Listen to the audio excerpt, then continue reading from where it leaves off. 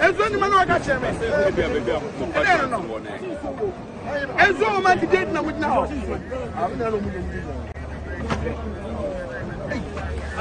I commander.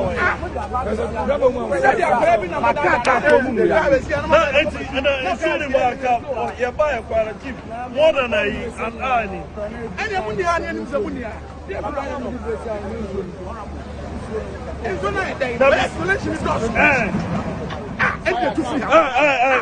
Fireman, come here.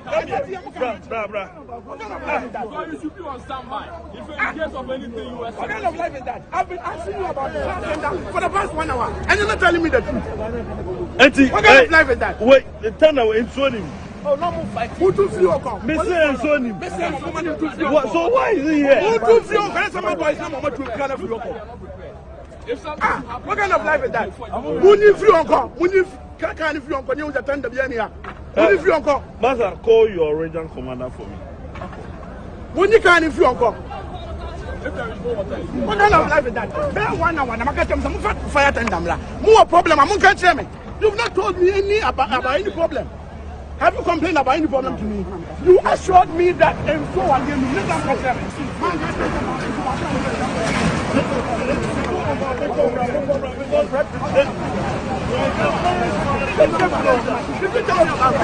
Whether you have it or not. If you have a challenge, I'm here. I can call whoever I need to call. So tell me the truth. You need drip machines to help you. Tell me, did you tell me? But you assured me that you have water in the tank. And you think that people's investment will be any hand here?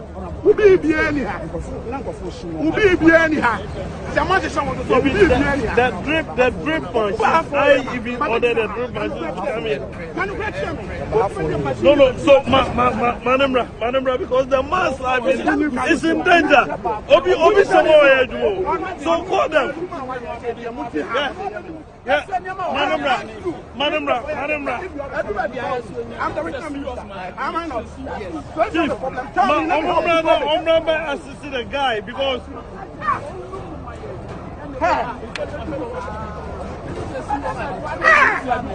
Masa, wait, who's this so, Manamra? Tell me. Who's this so? And then, money move you go. I am here. Tell me. Don't give me false assurances. That's how I do my life.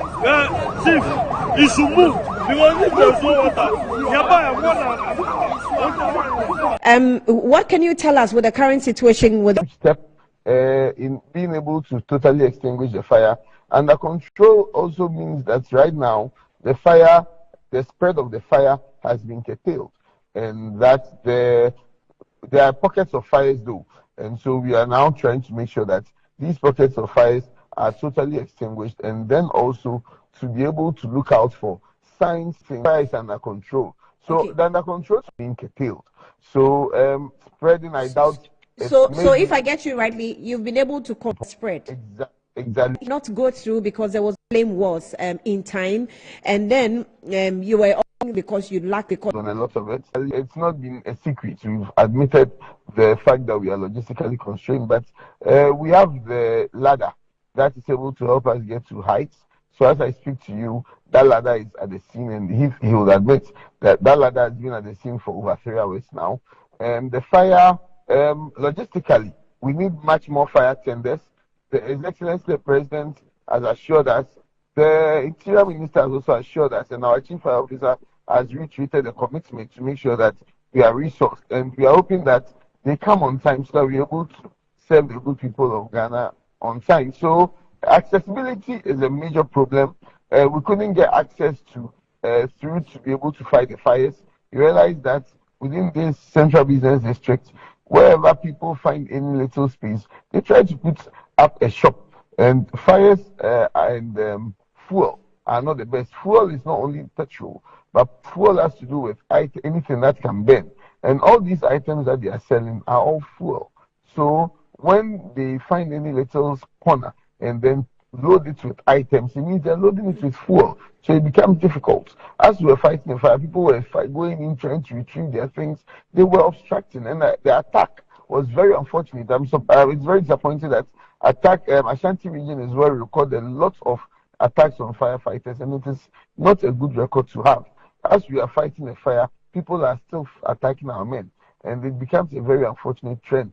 So all these, even hydrant situation, I've been informed that being able to get access to hydrant has been a problem. Every little space is being occupied by someone, to the extent that our hydrants have been encroached on by people, so making it difficult for our people to be able to replenish their water when they run out of water. So I believe a whole overhauling of the market systems should be done, so that people should learn to take the blame also, rather than to put all the blame on the Ghana National Fire Service. To douse the flame. The speed at which maybe we should have been able to use to fight the fire would be delayed, but it's not beyond us. It's not beyond us to fight a flame like that. We will be able to fight the fire. Somewhere last year there was a fire. This story building close to the roadside at Shashi, the one that came before Signature. There was a fire there. We were able to fight the fire at a height. So yes, having the ladders could help in being able to contain the fire. But then again, without the ladder, we have committed officers who are willing to go up with the hoses and fight the fire off from there. So yes, it would have made having these advanced equipment can make the work a bit easier. But then again, as a service, we've been used to manpower, and our manpower has so far worked for us. And so we're hoping that once we are retooled, we should be able to be more swift in the future. Okay, I want to find out from you if you... Right. And I believe that moving forward, they should be equipped to protect our officers.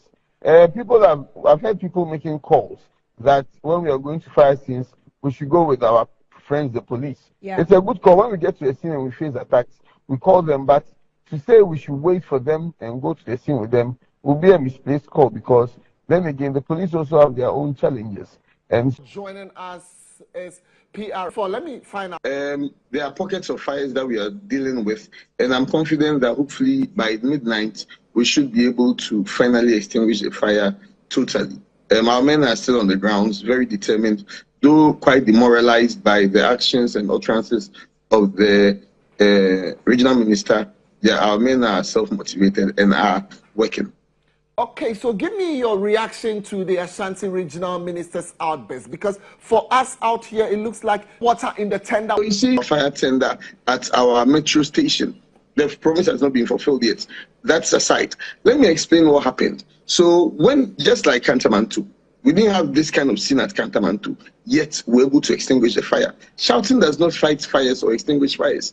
So when we have a fire situation like that, where we have multiple fire tenders in attendance, the first tender that attends the scene is called the base pump. The base pump is supposed, no matter what, is supposed to stay put at the fire station.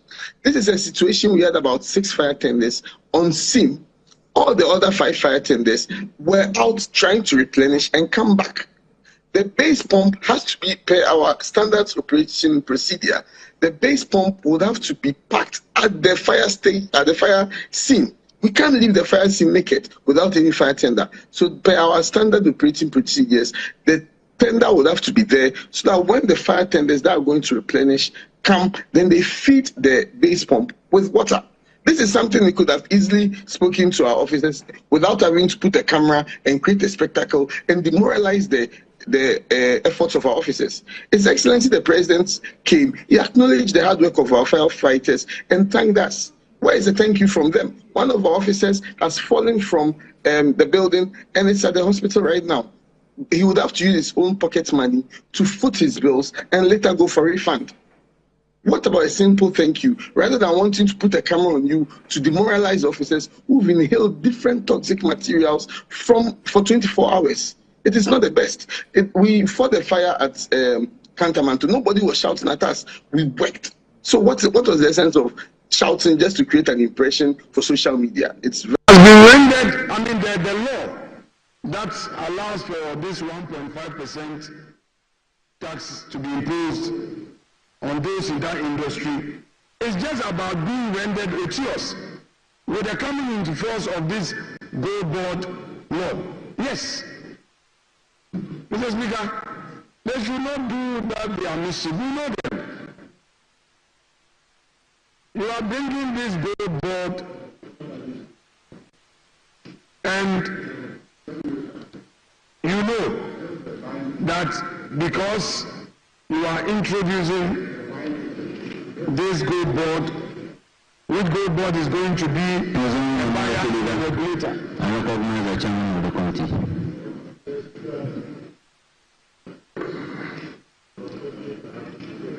Mr. Speaker, with respect, is it the case that he is supposed to come in? I just want to know.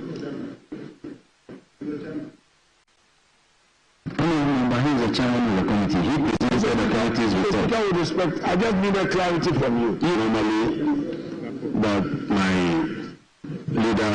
That will come into your ministry. So I thank God for this opportunity. What have I learned in my young life? In my very early 40s, really very early 40s. But I see that opportunities must always be seized. We must always seize opportunities.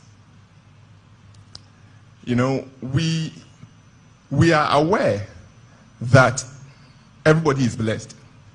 It is very true. You are pastors and you even know more than I am that when God created us, God actually blessed us from the start that we should be fruitful, multiply, and take dominion over all of the earth. So the blessing is already there.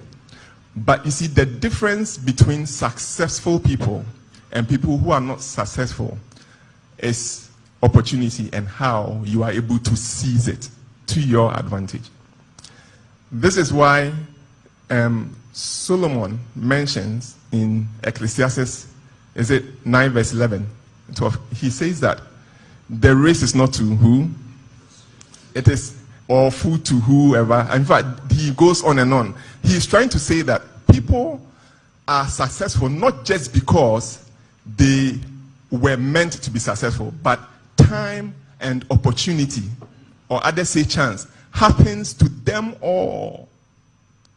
Time and opportunity would happen to all of us sat here today. Time and opportunity happened to me. As you are sitting here today, time and opportunity has happened to you because you've spent time here. I was listening to our Lady Chair on ensuring that you have the competencies to be in the place that you are put. And I was reminding myself of recent conversations when people would say to me, "You have held up. You have done well in this onslaught." And I realized that what has held me up is the assurance of competence.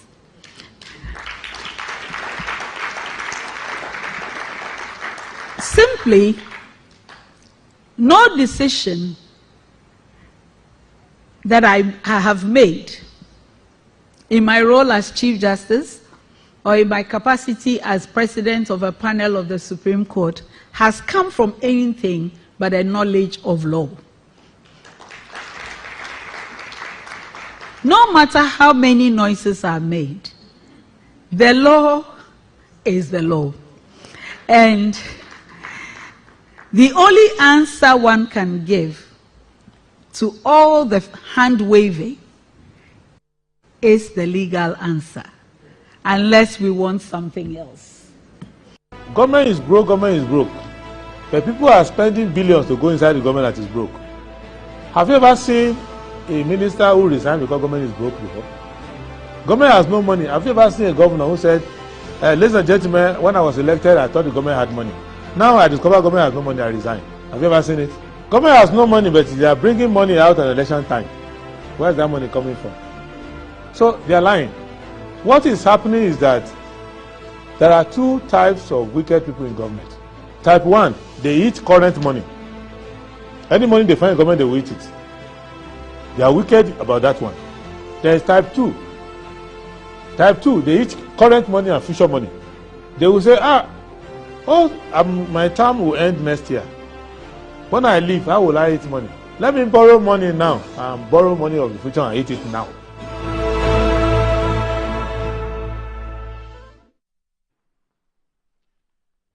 Good morning. Thank you very much for joining us on Good Morning Ghana here on Metro Television. Today is the 28th of March, 2025. This is the day the Lord has made, and so most grateful to the Lord Almighty for keeping us alive and kicking, and we're grateful to Him for that. And we're back again to join the nation's conversation, what's happening in our dear country, Ghana. My name is Audu Moro, and straight ahead, let's look at the front page of some of the newspapers that we have here. The Daily Graphic this morning is reporting that Chief Justice request for petitions. Old Tafu MP sues AG over CJ's removal process. Special supplement on Idil Fitr. NIB smashes $350 million cocaine haul. Republic Bank Caribbean export to support SMEs. The Ghanaian Times. Help hedge judiciary of perceived corruption. President to GBA. ECOWAS rejects project to promote timely release distribution of vaccines launched. Petition to remove CJ. Justice Tokono request for petition from President. And MP goes to Supreme Court, challenges action to remove CJ.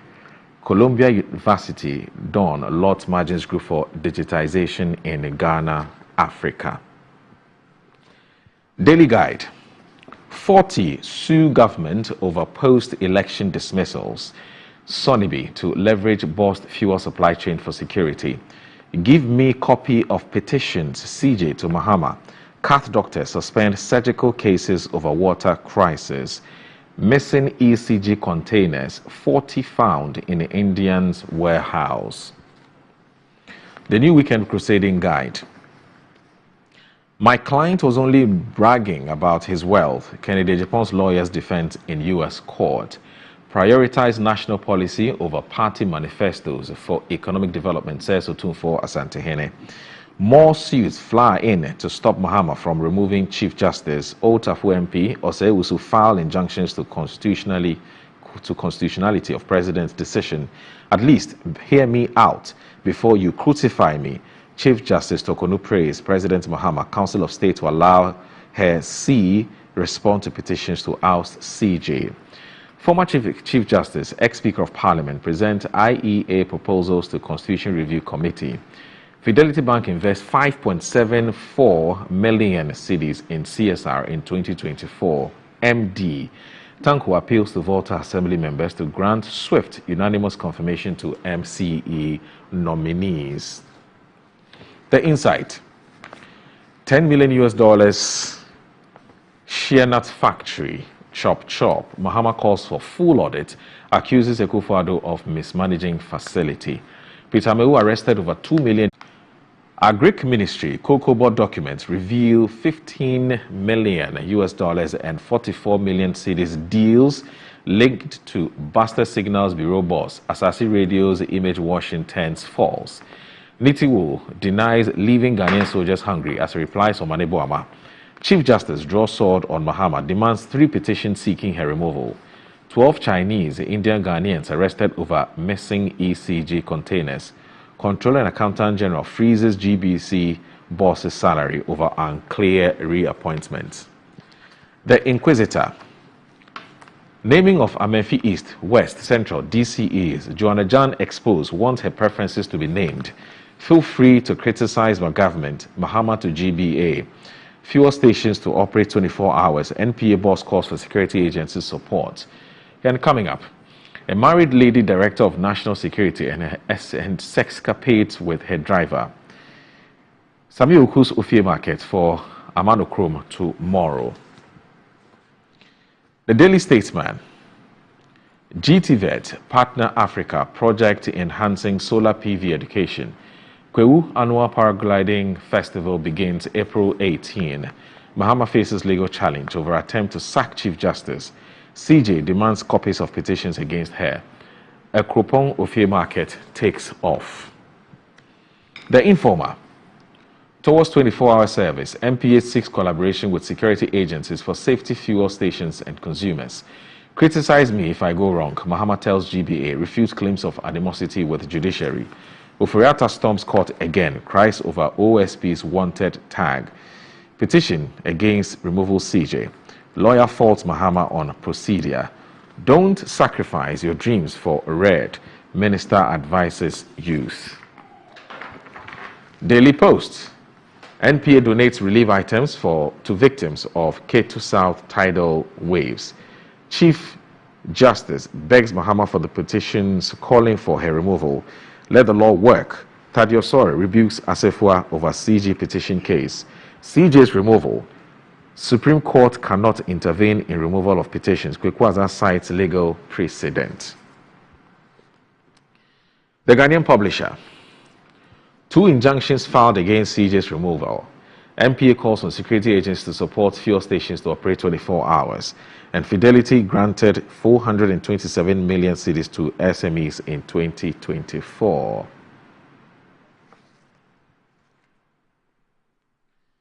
The Catholic Standard. Global Catholic population grows to 1.4 billion. Provide exceptional health care to your communities. KSJI calls for stronger church-government collaboration in education. Protecting minors in the church involves more than protocols. Pope. And there's an editorial. Time for concrete overdue agricultural productivity. That's it for the front page of the newspapers. When I come back, I'll be introducing my guests who are already seated. Stay with us, please.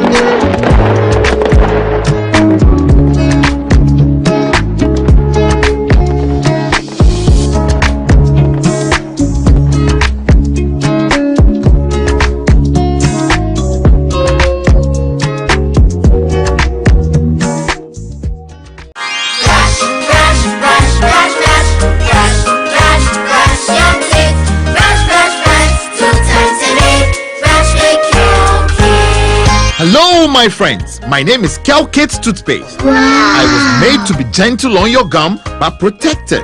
I will protect your teeth from cavity, make your teeth whiter, stronger, keep your mouth fresh all day. And best of all, I'm strawberry flavored. So put on a smile and try me. That's amazing. Just try me. That's my job. If you say so, jump on my brush. Makes your teeth stronger, chicky whiter, chicky stronger. Yay! You did it! I'm glad you like your new toothpaste. Don't forget to brush both day and night. Kelkits, happy smile.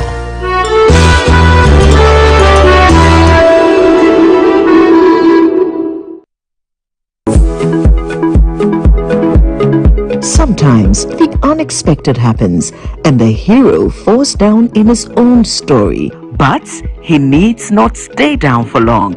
Cosmopolitan Health Insurance is your trusted health partner. Whether an individual building a business, with Cosmopolitan Health Insurance, your medical care is our concern. For the best health insurance solutions for corporate institutions, groups and associations, families and individuals, choose Cosmopolitan Health Insurance from our over 700 accredited health service providers nationwide. Call us on 0302 540 668 or 0501 678 547 for all your health insurance solutions. Cosmopolitan Health Insurance, your medical care is our concern.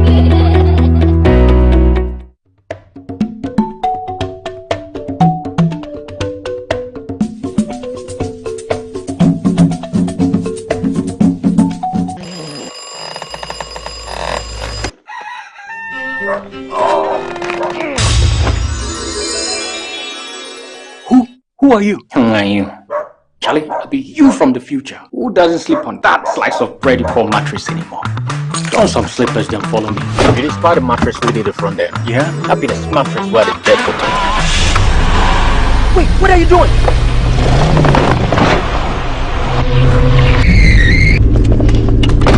Wow! No damage at all. Not only durable, but also super comfortable. Come on, try it.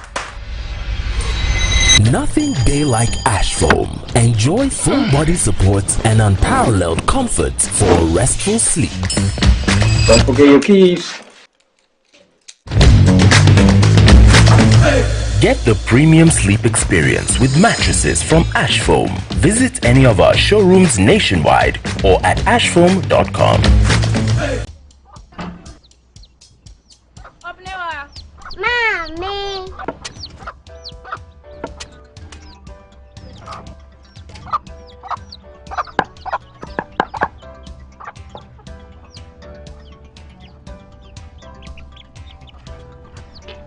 Michelle say, fe.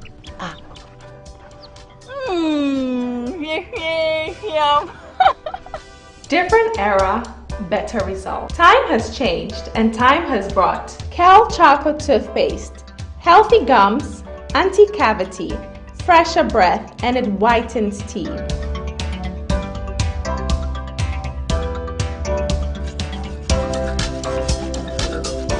Kel Charcoal Toothpaste, Sankofa. Yenchi, Kel Charcoal Toothpaste. Happy smile. This advert is FDA approved.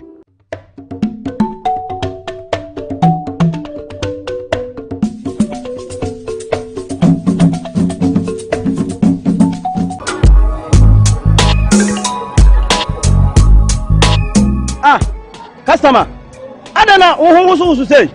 Malaria been actually me, man. No more drama, man. Still. One of them give us. Give us a solid. Yeah. Sorry. What rest of so give us here and turn down. What's a good answer? That's what make give us the and turn down. Give us a bad mixture. The patron and turn down.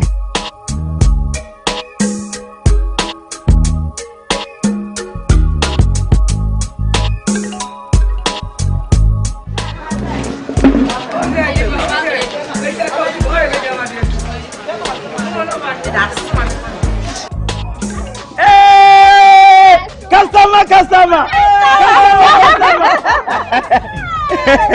Give us a turn down. Onuya kayo oba wa fa nom de o ma no banu fu nom akwada woni mfie dumie no ono nso nom. Attention all farmers, are you ready to take your crops to the next level? Introducing 3 effective organic composts that will revolutionize your farming practices. ACAP, KCAP and Iricor brings to you the ultimate solution for your fertilizer needs.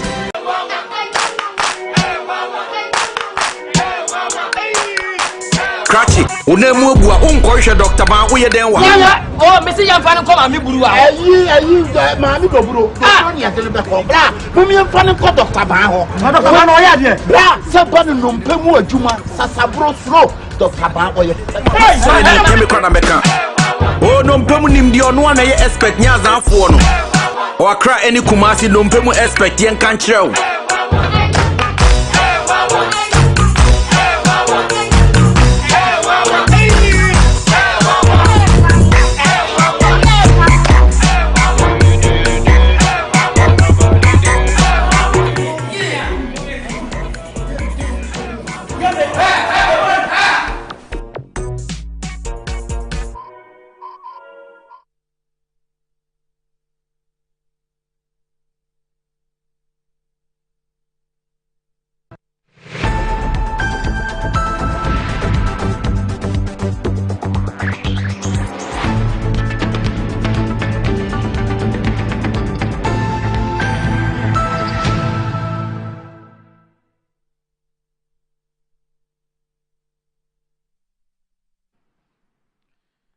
You're still watching Good Morning Ghana on Metro Television. My name is Audu Moro. My guest already seated and the conversation will start very soon.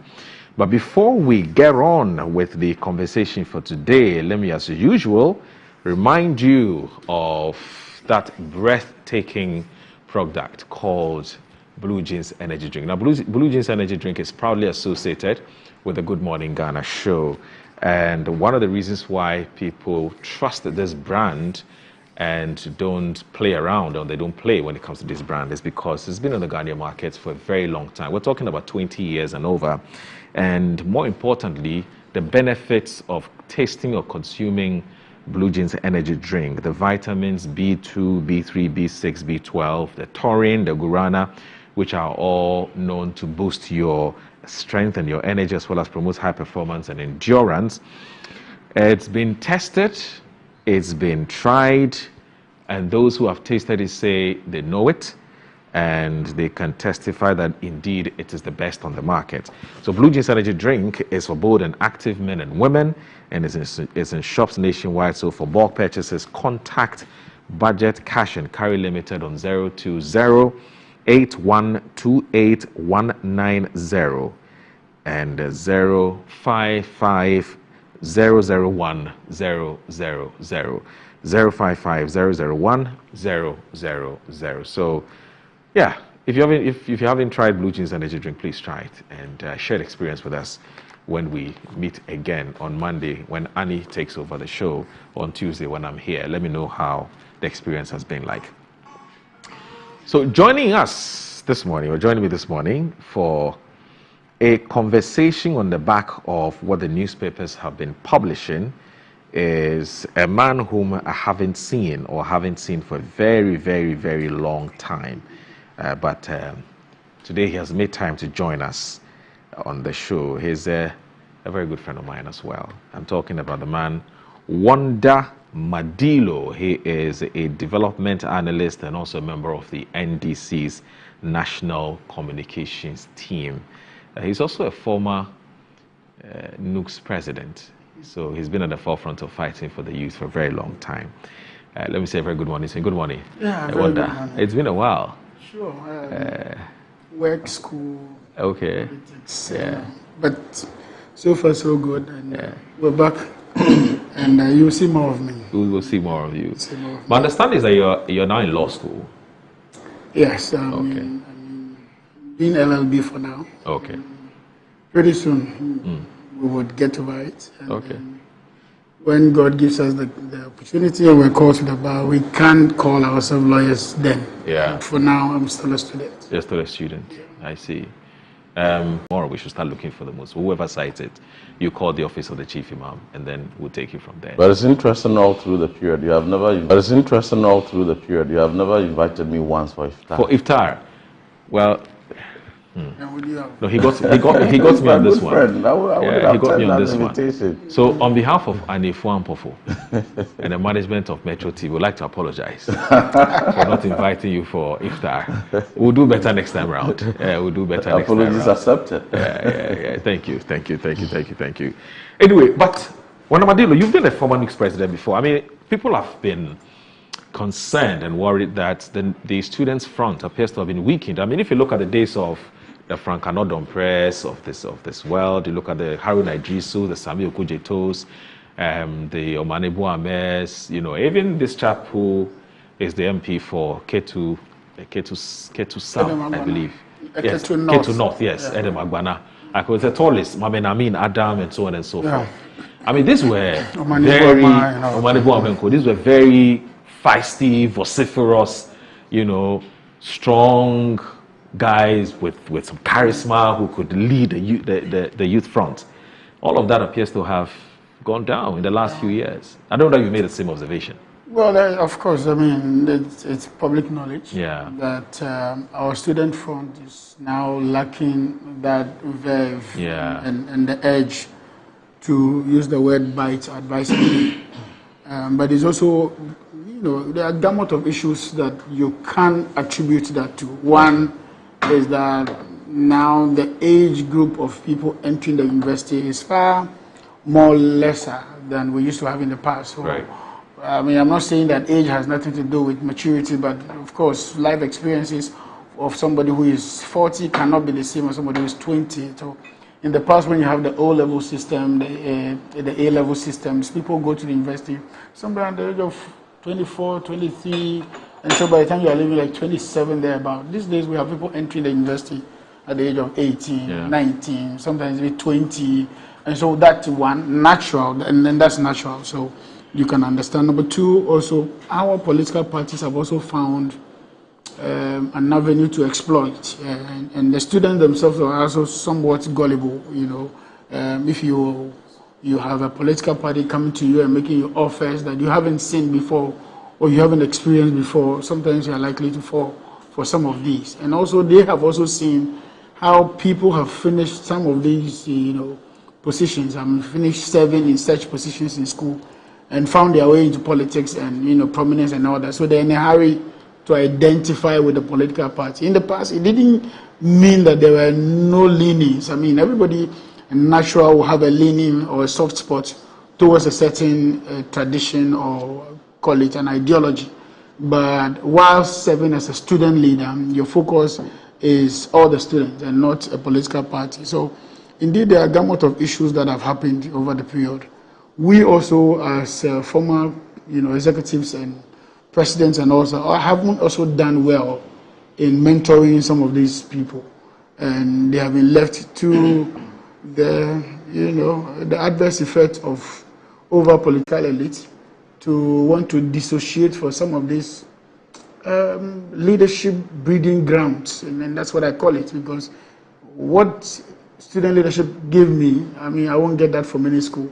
It taught me, managing the entire students of this country, leading demonstrations, having press conferences, meeting even political leaders, especially in the government in power to negotiate and all that. I remember one of the most difficult one was when the University of Ghana decided to convert Commonwealth Hall into a mixed, hall. I think somewhere in 2010, if I'm not mistaken, 2009, 2010. And it was a very difficult road, and so you get to learn negotiation skills, you get to learn stakeholder management, you get to learn, more about understanding what you do and having been on top of your issues and all that. You're granting press, doing press conferences, granting interview and all that. So indeed, it's a ground for breeding the next generation of leaders. But I think we've lost track of it. I think that government and the political parties together must come to the table of how to allow the student front, the student leadership front, to have an unfettered, access to the things they do and not be controlled remotely either from any of the ministries or from any interest group, be it political or otherwise. I think that if we find a more structured way of helping these young ones, all for the better for this country, because all the names you have mentioned who are former student leaders have also excelled and contributed their quota to the development of this country. Imagine having more of those, it could only be better for this country. I see. But is there hope? There is hope if we commit to it. And that's why I'm saying that as former leaders, former presidents, we should be able to come together and say, hey, listen, let's take politics away from our schools. Yeah. Let's help them to grow. Let's nurture them. Let's, mentor them and all that. But politics has always been a part of students' politics. I'm talking about general politics or national politics.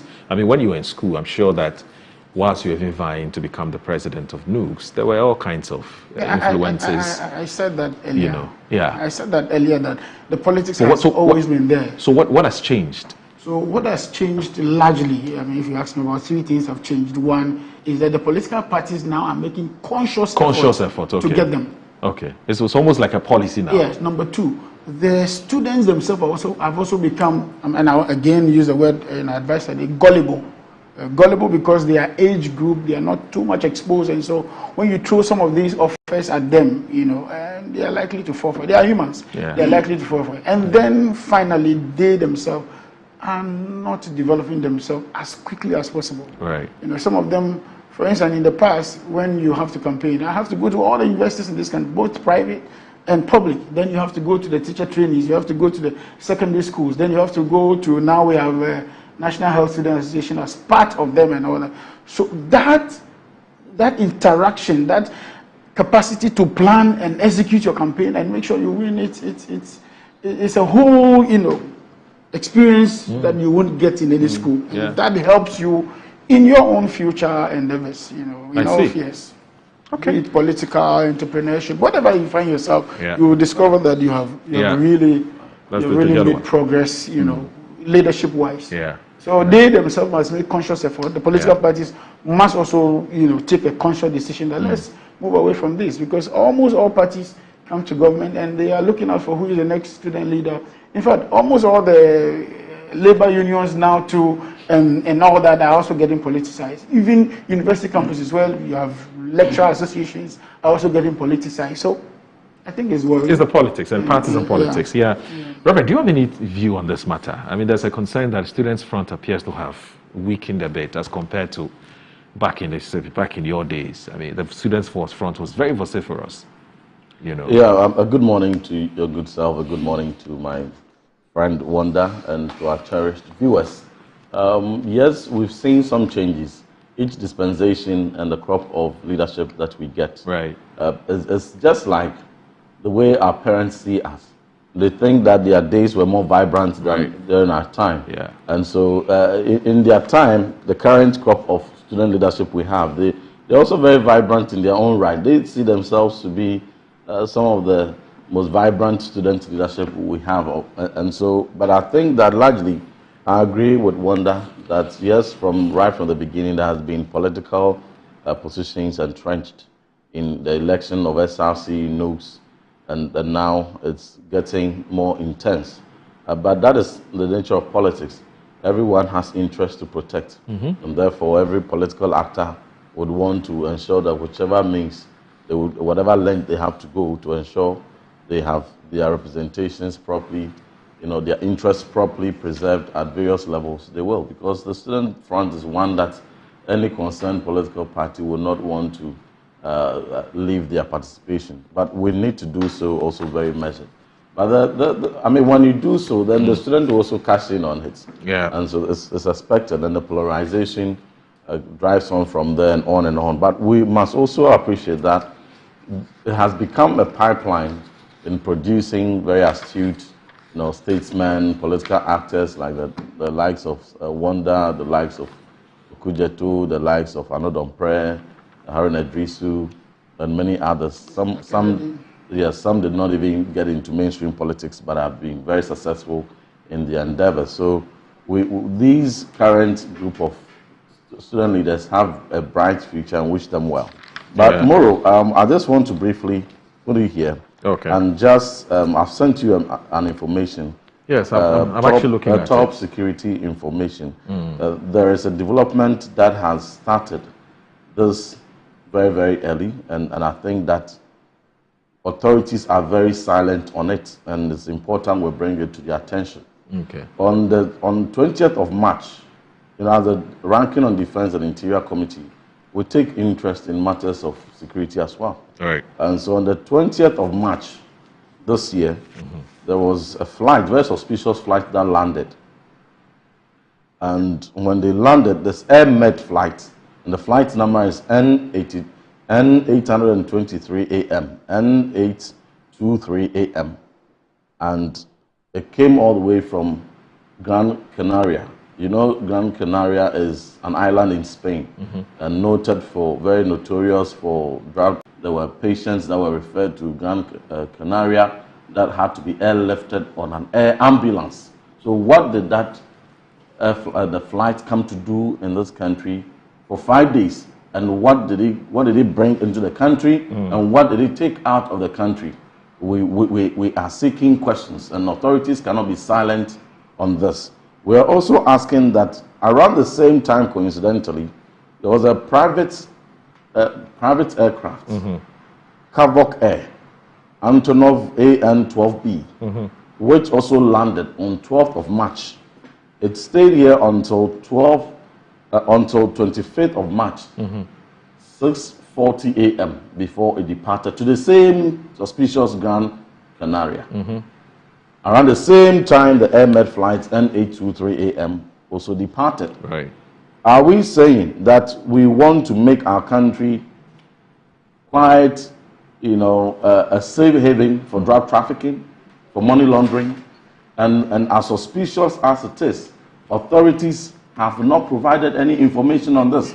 So we are asking authorities, national security, and all the relevant agencies, much as you are interested in oral and interested in political witch hunting, we are also interested in making sure that the good name that for the past 8 years we have established in this country as the second most peaceful in Africa and even globally ahead of Australia and Canada, and not becoming a haven for drug trafficking and money laundering, we do not wane, we do not weaken that credentials. And so we want to seek answers. We want to have full-scale investigation into those aircraft. AirMed is an air ambulance. Which patients did they bring? Which patients did they take out? What items were in there? And the destination is quite suspicious. We all know what happens there in Gran Canaria. So for those inflows you want some answers and outflows, we want full-scale investigation conducted into it, and Ghanaians deserve to have answers. So do you intend to summon the defense minister and the health minister? Yes, we will answer pursue some questions.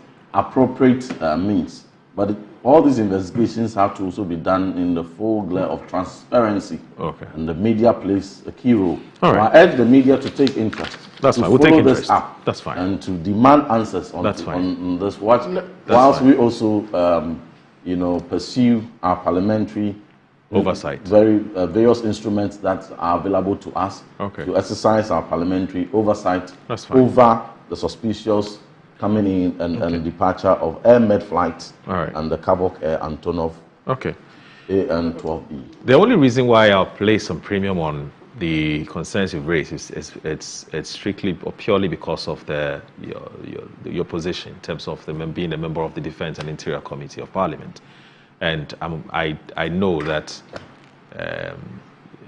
by virtue of your position you won't just spew out just anything because you're privy to this by virtue of where you are, and you're drawing the attention of the country and the government to look at this and come up with some answers. But the good thing is that the health minister is with you in Parliament. Of course, the defense minister is not with you in Parliament, but it won't be difficult for you to summon them, for them to give you some answers on this one. Minister of Interior. Interior, more or less. Okay, yeah, that's fine. That's fine. That Interior. Responsibility of yeah, the Minister in an acting capacity. You have something you want to say about this? No, I'm only surprised that Honorable has all the platform in Parliament. I mean, as a member of the Defense Committee, this is a matter you can easily file a questioning, and the minister will be, invited to Parliament to give answers. And you see, I'm more concerned about this because this raises immediately security issues, right? And you don't want to speculate.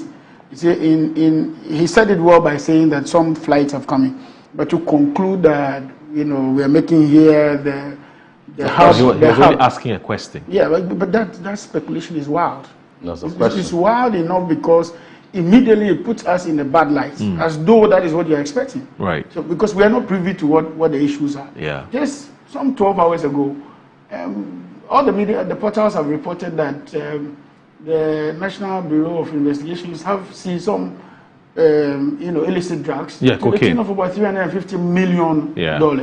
I mean, trust the NDC government for that. I mean, for the period that we've been in office since the 92, dispensation. One of the things we have done very well is security of this country, including drug barons trying to find their way around this country. It did flourish under some other governments, and I'm not going to politicize that. But to be fair, we have been at the forefront of fighting illicit drugs, arms proliferation. I should have taken water this morning. All this. But what you shouldn't have. I should rather have such a problem. I think that you should be relaxed about this matter. Work is going on. Okay, and you deal with it. Sure, he would. That's fine. Get very good answers to that. But thanks for giving us a heads up. So Wanda, I'm excited that you are touting the credentials of your government in fighting illicit drugs. So consistent with that. Okay. I'm not going to argue with you on that, but consistent with that, we have to go into the full-scale investigation into the arrival into this country of these. I will still raise it in Parliament or on every other platform that I get. But the Fourth Estate is an important stakeholder and an important actor in such matters. And that is why on this august platform, it's important we put it across for Metro TV to take interest and any interested Fourth Estate member to take interest. Because we have a good name as a country, we need to remain consistent with that. With that country, we all know what happens there. They are notorious for Colombian powder. They are notorious for washing money. They are notorious for money laundering. And so if we have two suspicious flights One of them even a purported ambulance coming in, spending 5 days here and going back to the same destination, and another private jet coming in and spending over 3 weeks and departing around the same time to the same place. We should be concerned. All right. And any request for answers is legitimate. Okay. And we will keenly follow. And I expect that you will also we're very we'll conclude it. And then we will say that yes, it came, we saw so and so, and consistent with the reputation of your government, you nipped it in the bud, and the perpetrators have been brought to book. Or you went in and then you stopped whatever that had to happen. Or you went in and there was nothing. These are the three probable responses we are expecting. Fine. There's no prejudice. He has given assurances. Yes, so given assurances. Continue to make sure that the right things are done. We appear to be making some progress in retrieving some missing containers, about 1,347 or so. I think it's 347. It went missing just like that. And we appear to be making some inroads or some success with this. So today's Daily Guide is reporting that missing ECG containers, 40 found in Indian's warehouse. And the story is by Ebenezer Keyamponsa. It says 40 of the Electricity Company of Ghana ECG containers which were reported missing have been found at a warehouse belonging to an Indian national at Bong in the Greater Accra region. The Minister for Energy and Green Transition, John Abdullahi Jinapo, who made this known in an interview with TV3, said all the containers have been confiscated and they have been moved to a secured location. He said the important issue is the whereabouts of these containers. The briefing I received this morning indicates that about 40 of them have already been traced to a warehouse in Bone, which belongs to an Indian national. Mr. Jinapo, who commended the efforts of the National Security and Law Enforcement agencies in locating the missing containers, mentioned that the warehouse owner claimed he bought the containers last year. Can you imagine? He bought the containers last year. The minister hinted that the issue was still under investigation to ensure justice is served, while assuring the public of ongoing work by the security agencies to actively pursue leads to retrieve all the missing containers. He asked that reports of the investigations have further revealed there were more missing containers in other locations. This is now a subject of investigation, and the law enforcement agencies will make sure the law takes its course. They have identified other locations and are following up to recover all the containers and ensure the perpetrators are prosecuted before competent courts. The Minister of Energy earlier in the week announced plans by the government to launch a criminal investigation into the missing containers belonging to the ECG. The development follows an investigative report which revealed that over 1,300 ECG containers meant for declaring at the port went missing, with about 2,341 uncleared containers, although an independent audit found only 1,134, of which about 1,347 could not be accounted for. The minister also alleged that ECG's procurement directorate has been merged with his housing and estate unit, adding the director of procurement had no prior experience in procuring and was not a member of any professional procurement body. Yeah, Wonder. Oh. Small, we're getting there. We will get there. Okay. Surely we'll get there. All right. You know, this whole ECG thing, if you ask me, tells a lot. It has a telling effect on how this country was managed in the last few years. You hand over a file to an incoming minister, and then you tell the minister you have 2,491 containers uncleared at the port. Now, out of that, the minister decided to do an audit. Let's be sure. Do you really have that number at the port? The committee decided to go into the matter and then discovered that at the port, they had only 1,134. Yeah.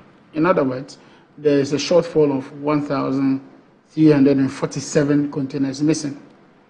Now, can we go back to how this whole thing came up? Now, ECG before 2022 allocates money weekly to clear their containers. And if you want to know, ECG is one of the few agencies in this country that import virtually every month. They have containers coming in, especially for their rural electrification projects, expansion projects, power stations, and then meters and all that, cables and all that. So transformers and all that. So they're always importing. They're always having containers coming in. So prior to 2022, what happened was that the ECG was allocating funds for that. After 2022, they decided that, or they told the public that they didn't have money. And so they wanted to hand over that procurement bit to private companies. 2 companies were shortlisted and given the contract. Now, we discovered that, from their own reports, that one of the companies did not have the requisite license to undertake the project. 2, the other company, ECG itself, has to pre-finance their work. For ECG that said that they didn't have money and for which reason they are handing over that to a third party, now found money to pre-finance the work of that private company, so to call it. Now, that was not the end of the issue. In handing over, this company, of course, in alliance with the ECG itself, states that this is the number of containers we have at the port to be cleared. Total value being 1.5 billion Ghana cedis. And you will also recall that as we speak, ECG itself is in debt to the tune of about 68 billion Ghana cedis. And that's on our books. That has to be paid for. And some provisions have been made on how to pay. And it's the reason why today we are going partnership with private sector to collect revenue. You can also recollect the crisis we have had with cash waterfall mechanism. They collect revenue and then a lesser amount is remitted. And for some private agencies, the company that is collecting the revenue is paid higher than producers like Blue Power and all that.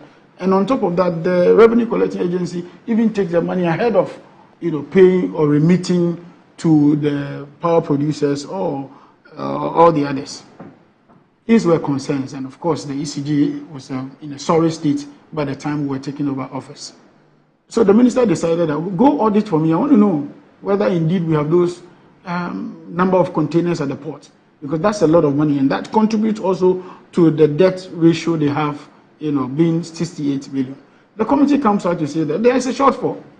Now, how did this happen? How did that vanish? How did the containers, I don't know whether they are 40 footers or 20 footers, but whatever it is, we're told that containers had vanished. You know that it is not easy to move out a container from the port easily, unless you're doing it in cahoots with somebody at the top or a superior person, or in collusion. It has to be in collusion. It can't be, because there are several security checkpoints you would have passed through, several forms you would have filled, several clearance you would have gotten in that respect, including GRA clearance to get them out of the port.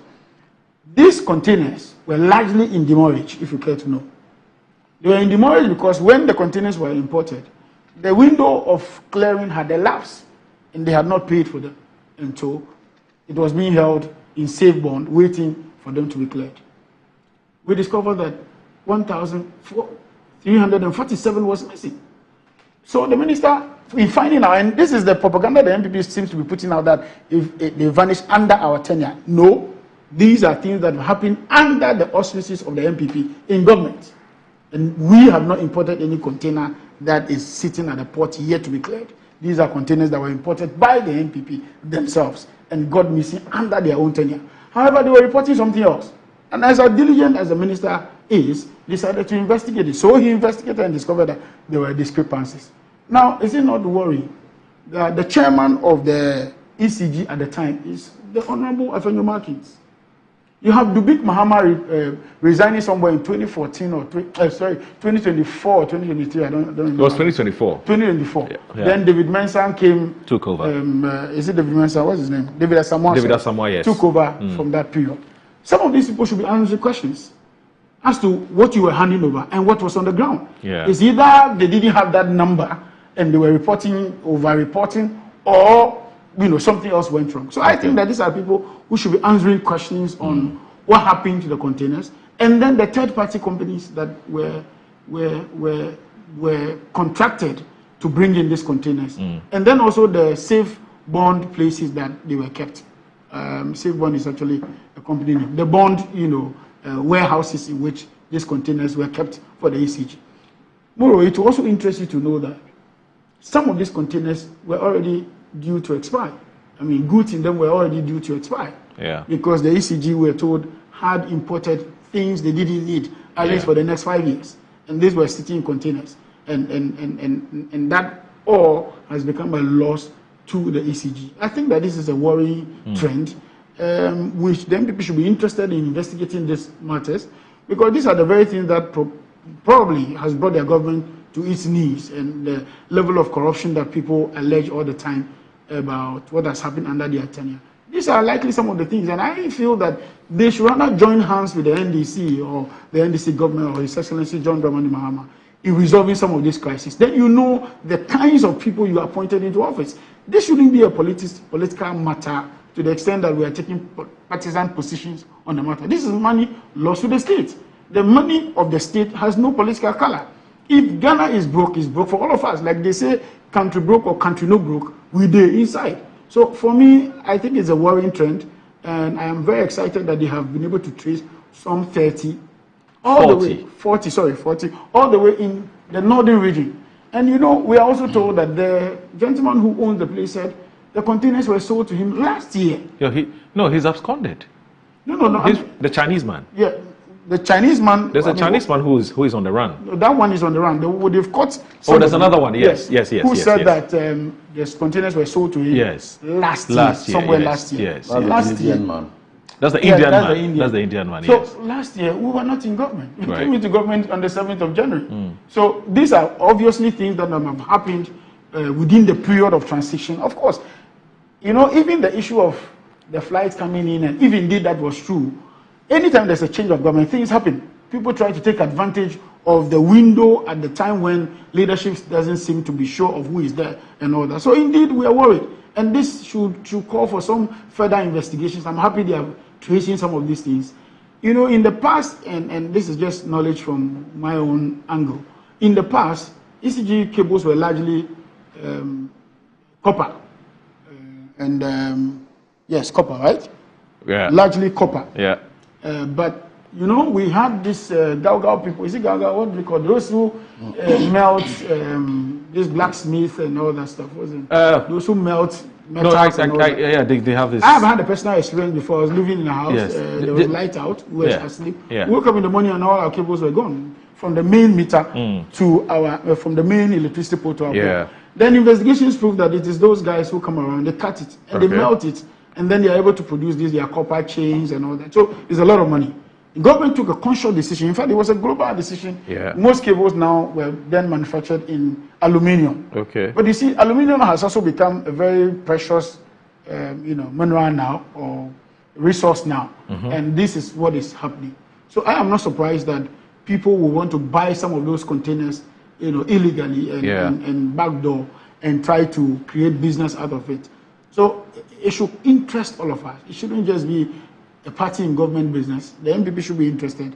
And my honorable colleague here should be interested in that matter. Okay. I don't think that this is an issue we can fault anybody for, especially the ruling government. Right. We should all be interested in how these containers vanished, who were the ones in collusion in that regard, and then who are the eventual beneficiaries. Right. Then bring in the third-party contractors in the space to investigate it. I don't think that we should be. I see. I mean, for me, what even hurts the most is that this was done in cahoots with a Ghanaian. I mean, why would you want to do this? Yeah, so that has always been the case. No foreigner will come into this country and do some of these things. It's always in collusion with our people. The Galamsey menace is in collusion with our own people. The TV at the port is in collusion with our people. Even when you go to companies that are evading tax and all that, you will find out that our accountant is a Ghanaian. Yeah. And so it's indeed worrying, and we should be able to nip some of these things in the bud. And be firm about it. It's not about politics. It's about the sustenance of this country. It's about the growth of this country. It's about young people growing up. And we should all be excited that some of these things are beginning. It shouldn't be because somebody's ox is God. No, it should be because the country is at stake. And from the footages that we saw, the containers have been emptied, Reverend. They've been emptied. All right, Moro, it is important to establish right at the outset that this scandal that had never happened before, of containers suddenly having wings to fly, is on the neck of the NDC. And they should not attempt to transfer responsibility whatsoever to any other government. There's a local adage that says that handing over was properly done. The transition period, is NDC telling me that they didn't have competent people handling the matters of energy? during the transition period, and everything that was contained within the transition period and discussed were verified, including accounts, including everything was verified. You would recall from the trajectory when the minister, my very good friend and brother, Honorable Jinapo, started going. So we had 3,000 containers at the port. He was speaking to it. Even at the vetting, he was so confident. He must have verified it before he was bold enough to speak to the numbers.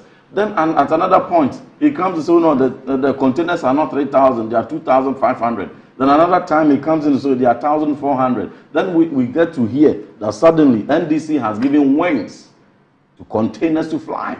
We have never heard that before. And so the attempt by my brother Wanda to even bring in mischievously the name of the respected minority leader, Honorable Osanya Afenyomakin, is most malicious and must be withdrawn. You don't want to bring in an innocent person's name. In any case, you came in throughout the transitions and you worked with David Asamoah, who was the managing director at the time. You worked with him until such a time, somewhere in February, you replaced him with Engineer Kwepena. So what happened between those periods? And all these people have been people who have worked, David Asamoah had been deputy MD before, Kwepena had been a director within ACG, and they are all inside people. Let them answer for how the wings, were given to the containers and flew. Don't bother a board chair who was there for a few months, a board chair who handles strategic matters, who doesn't handle day-to-day, clearing and the transfer and logistics. Please, that is most mischievous. Now, going forward, let us address the substance of the matter. But before we get to the substance, I want to address the substance. No, just a quick one. Just a quick one, Reverend. Are you disputing what the Indian man said, that he bought the containers last year? I just started talking. If you allow me to talk. Okay, that's right. Like the same way you allowed my friend Wanda to talk. It depends on what you're saying. So, he said a lot of contentious things. Now, the scandal which has happened under NDC, they have to take responsibility for it. They need to find every single container that they gave wings and it flew. And it is going to be the first test of this Minister for Energy. And he must prove that indeed, when you give opportunity to young people, they excel. But we are all young people. We all want him to succeed. This is his first test. Whatever wings were given to these containers, wherever they flew to, they must be brought back. Even if they've gone to Ivory Coast, Côte d'Ivoire, wherever they've been, they must be brought back. Now, 40 have been found. 40 is not enough. We need all of them to be recovered. And I am not so concerned about whose hands and which nationality it's in, because there's no Indian, there's no Chinese, there is no American, there is no Caribbean, there is no foreign national in Ministry of Energy, there is no foreign national at ECG. So before you even bring in foreign nationals, let us talk about ECG. What happened? What kind of competence, diligence, what kind of sincerity did they administer their job, and what did they do to it? Who sold it? If he's talking about buying it from last year, it's not just going to take his words hook, line, center. It must be proven. He must prove it by the receipts he received. He must prove it by how much he paid it, who he bought it from. You mean the Indian? Yes, the Indian. He must prove it, whoever he bought it from. And when he bought it, he must prove it with all the evidence attached to it. And then the security agencies will have to track all that to confirm or deny what the claim he has made. But beyond the 40 is not enough. They must go ahead and recover every container that is missing and bring the perpetrators to book. You can launch criminal investigations, but we want to see the perpetrators brought to book when every single container has been brought. We have a very competent system in this country that trusts these logistics, where they go, where they move, who brought them, who moved them, where they've gone, even the vehicle numbers that transported them and all that. We have systems to check it. So the minister should not tell me that he cannot be on top of this. Every relevant security agency he needs, he has to cooperate with them. He has to employ them, deploy them to go into this matter. I've seen some initial committee. I'm not interested in the bureaucratic I am interested in results that we've never heard before. NPP never gave wings to any container to fly. Every container that ECG imported during the 8-year period, there was not a single one that was given wings to fly. No one should shift responsibility. It is their time and they must fix it. ECG has grave issues to deal with. And just when we thought that we had handed over creditably to them with the lights on, for them to come and continue to keep our lights on, these are some of the excuses they are giving. You remember the 6,000 people whose markets and shops have been burnt, their life savings, earnings have been burnt in the Edum incident. My sympathies to all of them.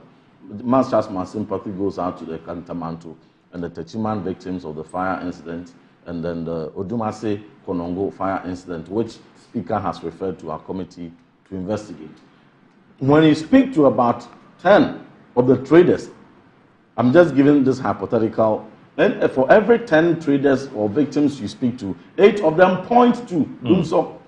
8 of them point to Dumso, 80% that they will interact with, who know their shop, who have been there for years, decades.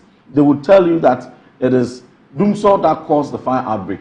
Then ECG quickly comes in to want to shift blame, to want to deny responsibility. They caused the fire. We will go into it and establish it. So far, any 10 people you speak to who are victims, who have lost their investment, they will tell you it is a power fluctuation. So we want them to be competent at what we have bequeathed them to do. We want them to be competent at keeping our lights on. We want them to be competent at ensuring that the safety of shops, homes, you can spoil appliances, fridges and other things, but when you go further to destroying markets, it is unpardonable. It is the life savings of people. And so we want ECG to be up and doing. We want them to be competent. I can imagine the frustration this current government is having. You can clearly, anytime issues of power matters come up, they seem to exhibit extreme discomfort, extreme lack of control. They don't have control over the situation. And that is what they are exhibiting.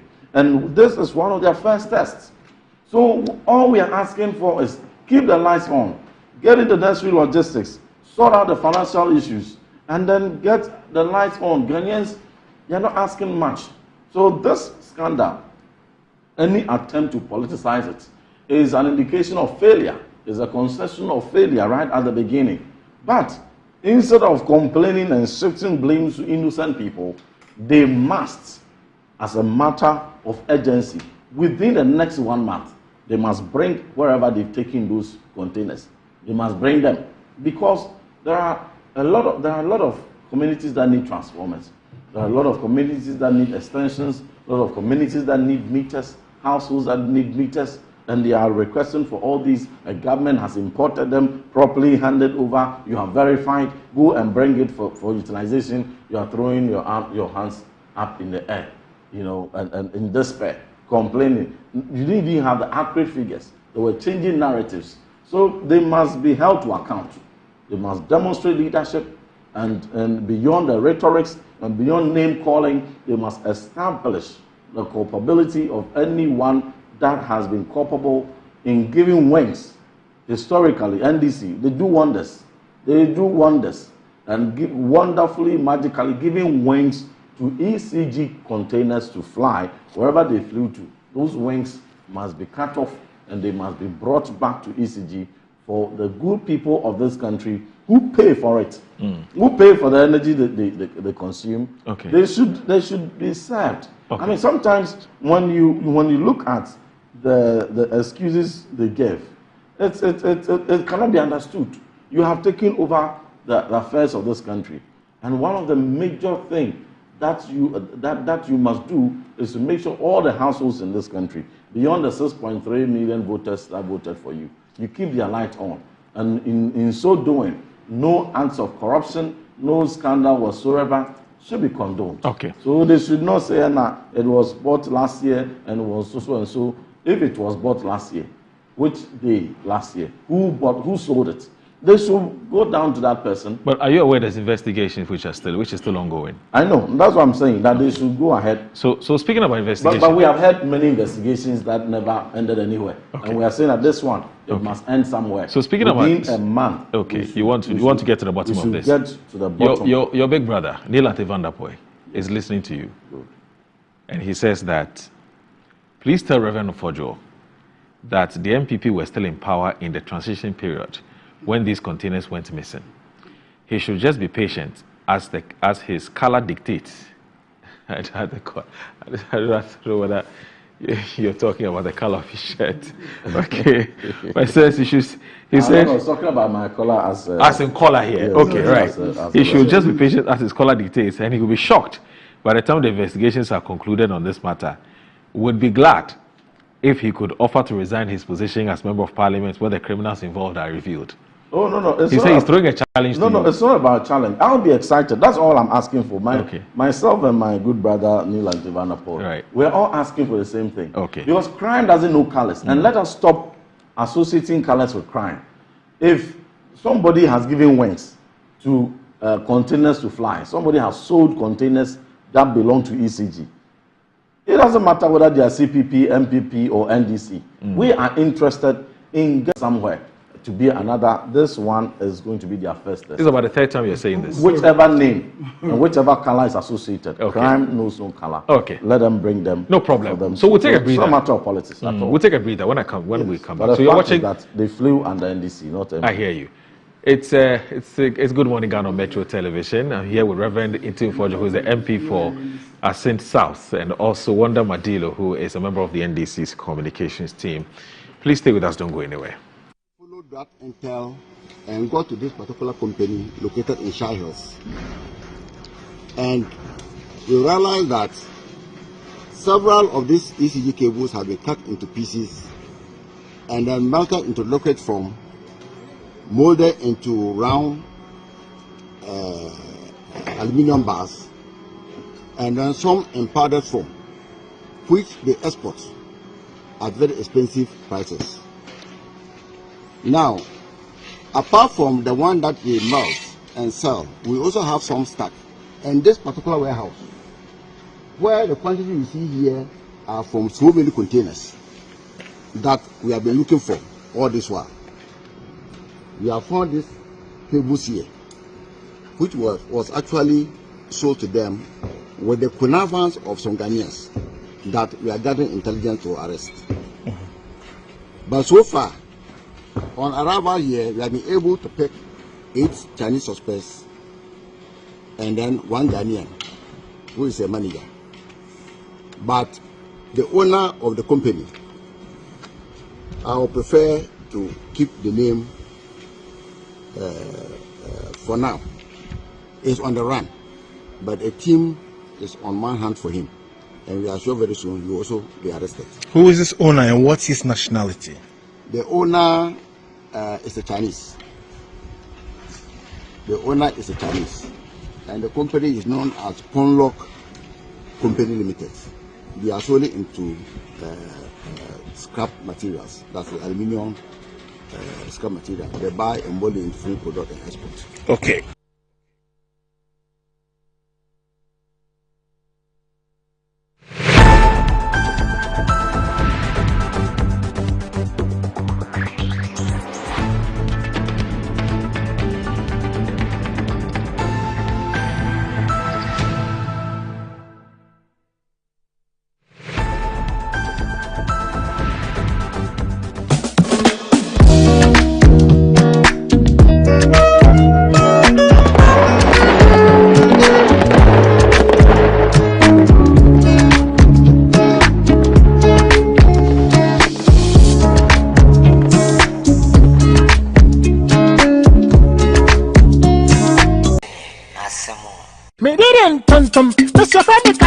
Just call me cockroach. Now, Mr. Friend, me once now. Hey, get you. Improve car.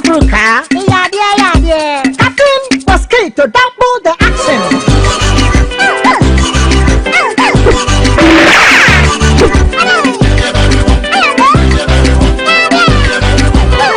Maybe this is so spray. Mr. Friend is so cool. Yeah, cool, my society.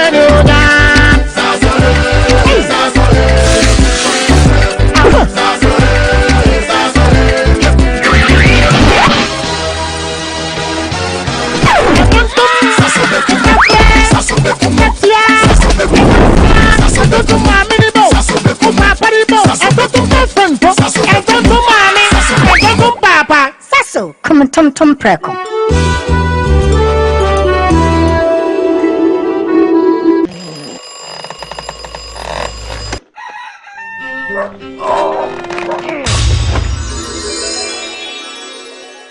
Who are you? You. Charlie, I'll be you from the future. Who doesn't sleep on that slice of bready poor mattress anymore? Don't some slippers then follow me. It is part of the mattress we did the front there. Yeah? Happiness mattress where the dead go. Wait, what are you doing?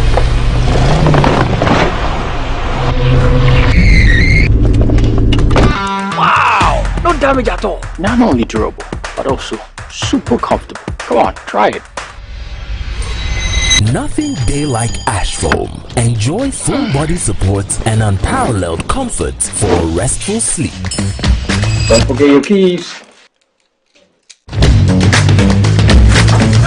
Get the premium sleep experience with mattresses from Ash Foam. Visit any of our showrooms nationwide or at ashfoam.com.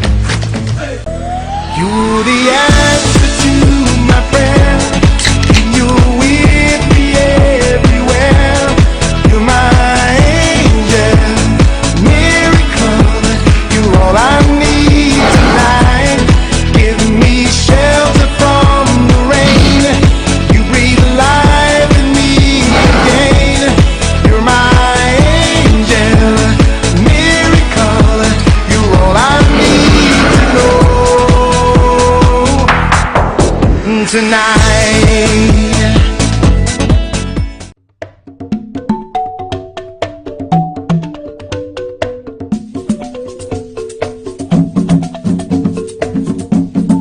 I'm a brand manager.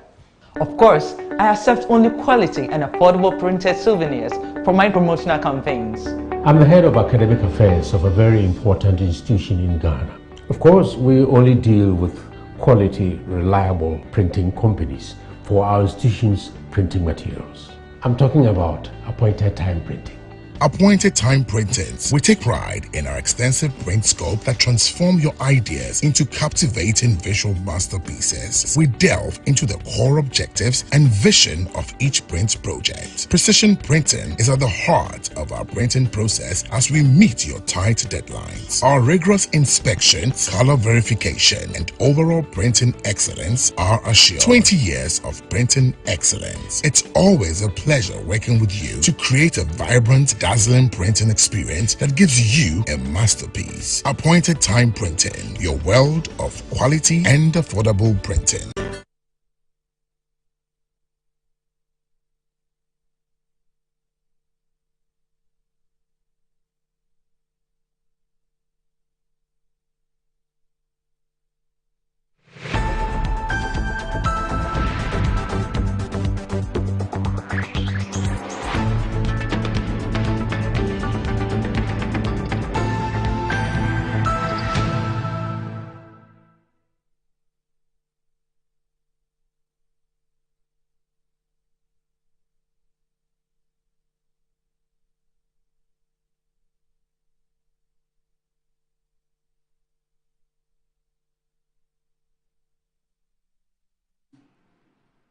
You're still live on Good Morning Ghana on Metro Television. My name is Audu Mora, here with Wanda Madilo, who is a development analyst and also a member of the NDC's communications team. Reverend John Intim Fojo is also a member of Parliament for Asen South and also a former Deputy Education Minister. We're looking at the arrest of some persons as connected to or in connection with some missing 40-foot container at the Tema port. We've been able to retrieve 40 or so. There are 40 of them.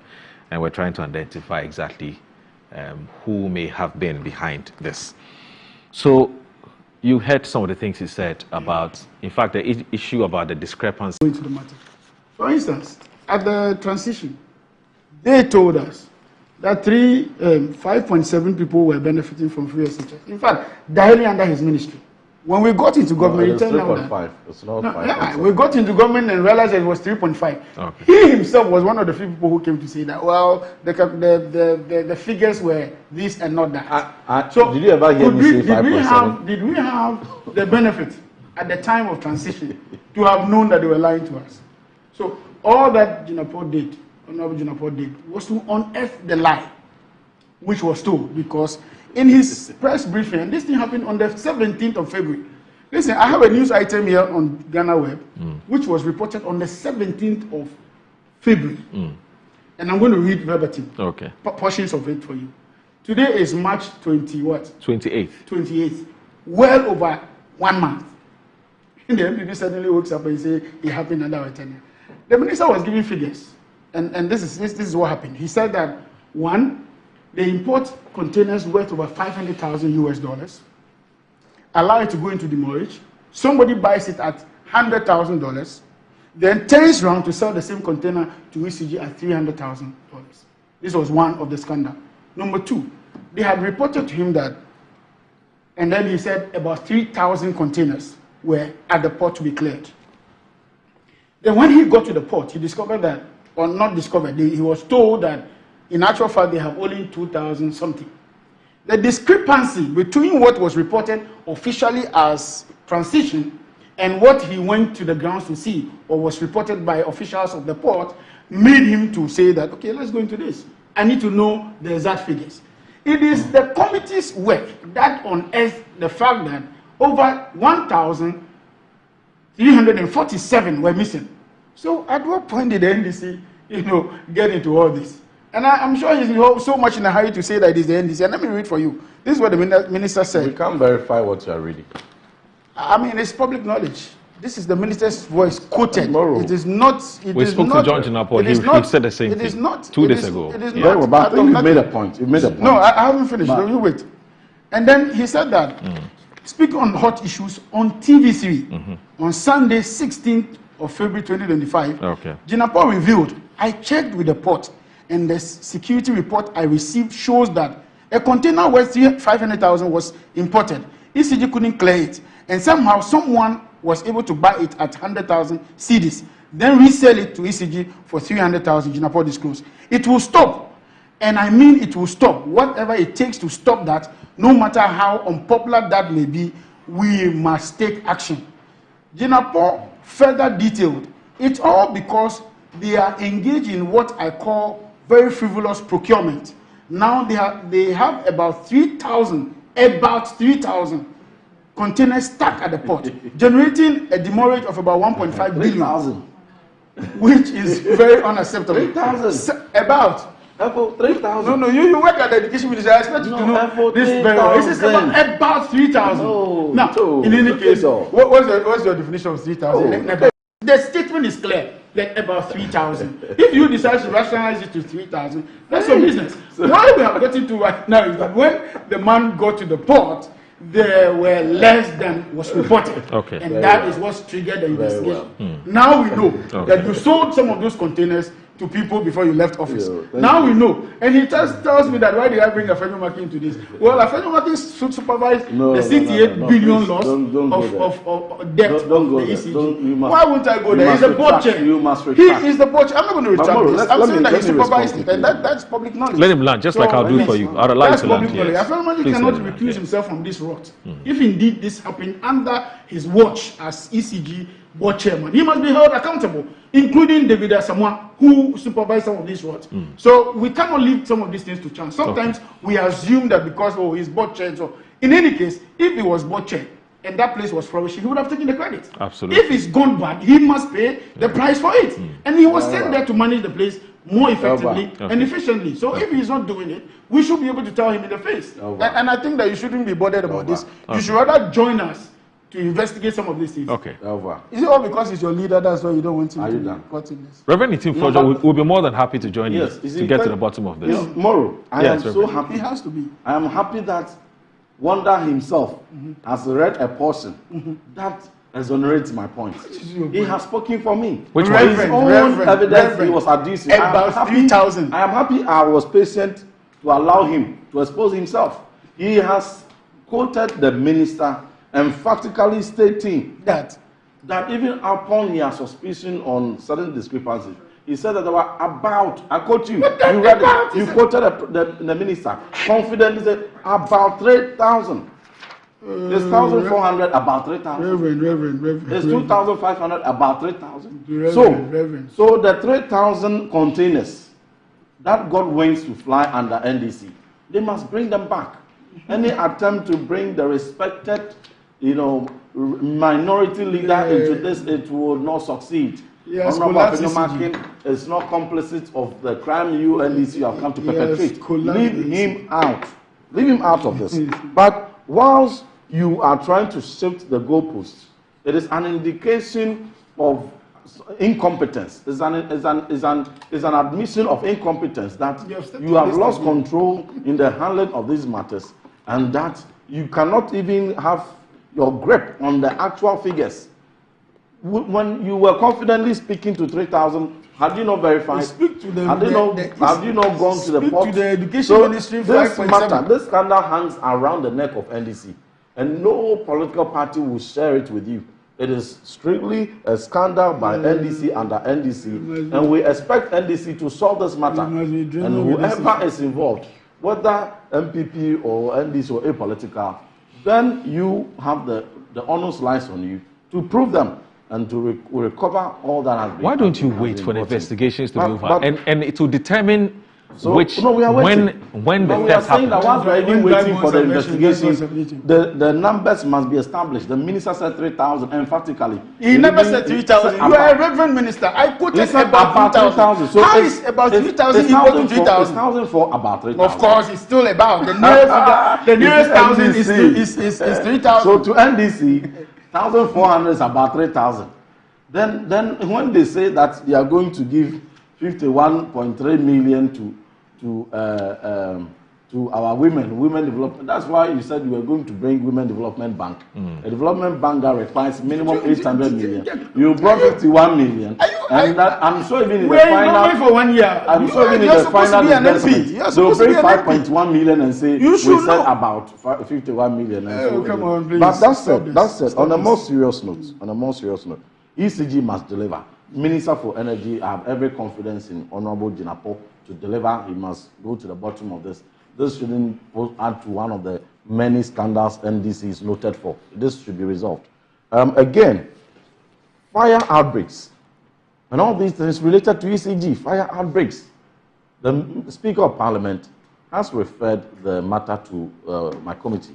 We are jointly responsible with the Committee on Local Government to go into the bottom of the Dumsor-propelled or Dumsor-induced fire outbreak that took place, sadly, in Kumasi. And not only that, we're also tasked to look at Kantamanto. Not only that, we're also tasked to look at the Chima fire incident. I must be honest to let you know that the fourth one, which relates to Odumase Konongo incident, the fire outbreak, wasn't by ECG. That one, ECG doesn't know anything about it. But the ones they know something about, they will also not be solved. Because that one was occasioned by explosives. They were selling explosives in shops like they sell tomatoes, shoes, and bags, which is very, very sad. But in coming to it, we are going to, from next week, begin investigation. Okay. In what really caused those fires, and what can we do to prevent those fires going forward. Okay, those are your terms of reference. Absolutely. Okay. But quickly, Dumsor plays a key role in there. Once we're able to fix Dumsor, we'll be able to reduce the causative factors. 6,000 people in the Dum have been affected. Coming into it also dovetails into the role of Ghana National Fire Service in responding promptly to fire outbreaks, in combating fire, improving their response time. But one thing I must put on record is that if there's any state agency or security agency that in the public safety sector which has been so misunderstood and unfairly bastardized, it is the Ghana National Fire Service. Because there are some key aspects relating to their work and output which is not their responsibility. For instance, fire hydrants. It is not the responsibility of Ghana National Fire Service to install and maintain fire hydrants to ensure there's reserve water in fire hydrants. Theirs is to move in there with the equipment, with their hose, and plug into fire hydrants. It is the responsibility of Ghana Water Company. But oftentimes when fire incident breaks out, and then you call fire service, they get in there, within 30 3 to 5 minutes. Even the quantum fire tender, whatever water that is in there should get finished whilst they attack the fire within 3 to 5 minutes. But when you call fire service, they get in there, and within 3 minutes, water runs out. People are impatient, throw tantrums at them as if they are incompetent, as if they don't know what they are doing. We saw the Ashanti regional minister, just verbally assaulting and abusing officers of National Fire Service, so unprofessional, unbecoming of a minister, as though he clearly did not even understand the operations of fire service. And instead of humbling himself for him to be briefed, he was rather TikToking and doing video exposing his ignorance. But you see, the National Fire Service, Ghana Water Company, they are the body responsible for making sure that the revenue that they pick, they collect revenue, 1% of that revenue is supposed to be channeled into installing fire hydrants and maintaining them and keeping them maintained, so that when they come in after 5 minutes or 3 minutes, when the water in the tender runs out, they just go into the reserve, plug into the fire hydrants, and then for whatever number of hours,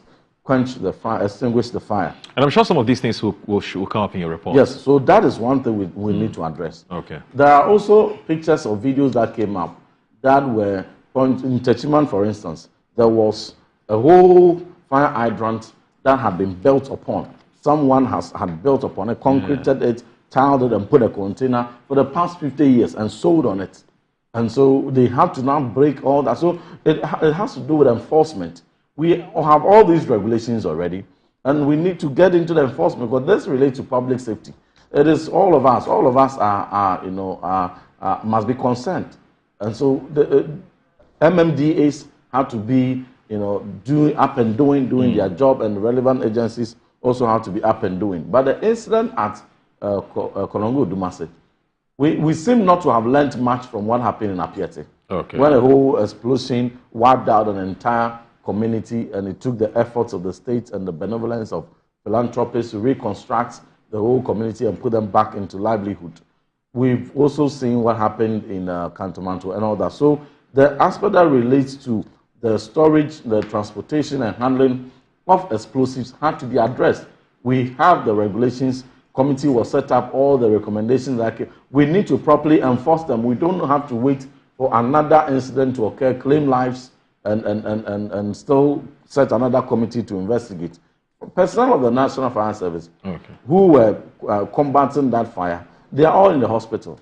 And some of them, even when they recover, they are fighting for their life. They may not ever even be able to work again. So when they are working, Ashanti Regional Minister, the least you can do is to motivate them, resource them, not to throw tantrums at them and to threaten their termination, unfair transfers here and there. I have engaged the Chief Fire Officer, and we have obtained assurances that every personnel of the fire service who was ordered to be transferred or terminated by the Ashanti Regional Minister by his ego will not be done, and no disciplinary action will be taken again. We must protect their job. But landing on it, Ghana has demonstrated, in concluding, Ghana has demonstrated that we are a state that is empathetic towards our people. And whenever our people are in distress by way of disaster, we go to their aid. We demonstrated in the Apiete. The state copped that money, mobilized a whole lot of philanthropists to reconstruct Apiete. I was there when we commissioned it. Then when the unfortunate incident of Akusomu Dam spillage occurred, we saw how government supported. Subsequent to it, this budget, 2025 budget, an amount of 242 million, not old Ghana cedis, new Ghana cedis, 242 million has been allocated to support victims of the Akosombo Dam spillage, those whose homes and farms got affected. It is a call I support. It is a gesture I support in its entirety, so that we support the victims. Then we also saw an additional 200 million cedis that has been allocated in this same budget to be given to support victims of the K2 South Tidal with Wonders hometown. And I support that call also. And it goes to demonstrate the culture of the Ghanaian that when your brothers and sisters are in distress, take some portion of the state resources, taxpayers' money, to support them. In much the same principle, when the people of Edum, about 6,000 of them, have lost their investment, they have lost their shops, they have lost their livelihoods, they have lost their properties. Konongo Udumase, they have lost their homes, they have lost their properties, they have lost, some of them have even lost relatives. We must also go to their aid. Techiman fire incident, they have lost their livelihood, they are in distress. Some of them took loans, countermantle. Some of them, they took loans. Some of them, they go and borrow goods, come and sell, and then go to pay back. Banks will be chasing them. Some of them, they have to sell their homes to pay for bank loans and all that. So they are equally in distress. In much the same principle we have demonstrated, supporting Apiete, voting a total of 442 million, almost half a billion, almost half a billion cedis, supporting our good compatriots in Volta region, the K2 South and then the North Tong area, the Mefer area related to the Kosomo Dam spillage. Equally deserving are the people of Edum. Equally deserving are the people of Udumase, Konongo. Equally deserving are the people of Techiman. Equally deserving are the traders at Kantamanto. This is not a tribal call because when you go to Edum, for instance, there are all kinds of ethnic groups who have suffered. Go to Udumase, it's even happened around the Zongo. All kinds of tribes are there. Techiman, all kinds of tribes are there. Kantamanto, every Ghanaian is represented there.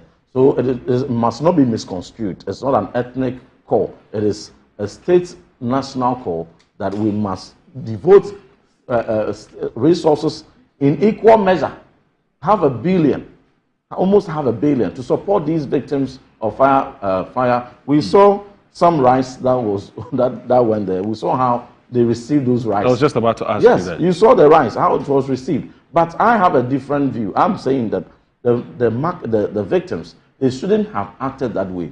They shouldn't have rejected the rights from the Interior Minister. They should not. Because, you see, when you are in distress and someone is coming to your aid, even if it is a pin, take it. That is why we say, we thank you and we are asking that more should come. So you receive the rice, the oil, even though that is not what you need now, you receive it. So that in anticipation of some of these calls we are putting in, they will have the goodwill to bring the $500 million we are also asking for you, just as went to the Volta region. But you don't reject rice and oil and then embarrass the minister. But be that as it may, I would wish that those youth, it's not all of them, just 4 of 10 or 20 youth, they should apologize. But that should not stop the government from going beyond rice and oil. Because what they need is not rice and oil. I have also heard some 600,000 given to them. 500,000 is coming from a philanthropist. 100,000 is coming from the Minister for Gender. We applaud them for that. But what they need is not 600,000. All right. They need huge sums of money, reconstruct the market, put them back in their livelihood, just as we are doing. Let's be consistent with that. And I expect that in the mid-year budget, that should reflect. But even whilst waiting, there should be some emergency fund that national security should be able to cough up to assist our people in distress, so that there will not be that comparison that, oh, you have gone to Volta region, voted almost $500 million, and for us in Techiman, for us in Ashanti region, for us in Greater Accra, Kantamanto, you have deserted us. All right. They should be consistent and cover all of them. So I guess we can move on. Yeah. I guess we can move on. I guess you guys have had two. Responded and came in, so let's two shots each. I thought we were talking about the fire. We can move on to the Chief Justice. They want to because once you come the third time, you will also want to. The Chief Justice, they are witch hunting. The fire thing, I think that yes, government is very caring about them, and this issue will be resolved. It's unfortunately it came after the budget was already read. I think that sincerely the president has them at heart. It's the reason he left his work schedule in Accra here, went all the way to the site to see some of these things for himself. So government is very conscious about that. But it's too early to blame ECG on these fire outbreaks. And I'm very disappointed that the Reverend will want to go that way. No, if it is your committee, but indeed, if it is your committee that is going to investigate this, then I want to make an appeal to the speaker that he must not be part of that committee. You mean he's prejudiced? Yeah, he's already prejudiced the work of the committee. There are several reasons why there are fire outbreaks. One, there are several reasons, and I can give you the reasons. One is that, you see, sometimes in the night, when the lights are off, because they want to save on electricity. I mean, if I'm going home, I'll off my lights. You'll be incurring the displeasure of Can you please listen to this? You can off the lights. We're not talking about Ashanti region. Stop trivializing this man. This is not Ashanti region. It was the fire outbreak was not only in Ashanti region. Please don't do this. Don't do this. The fire outbreak was not only in Ashanti. My brother. Yes. And it should not be a tribal business. It should not be a regional business.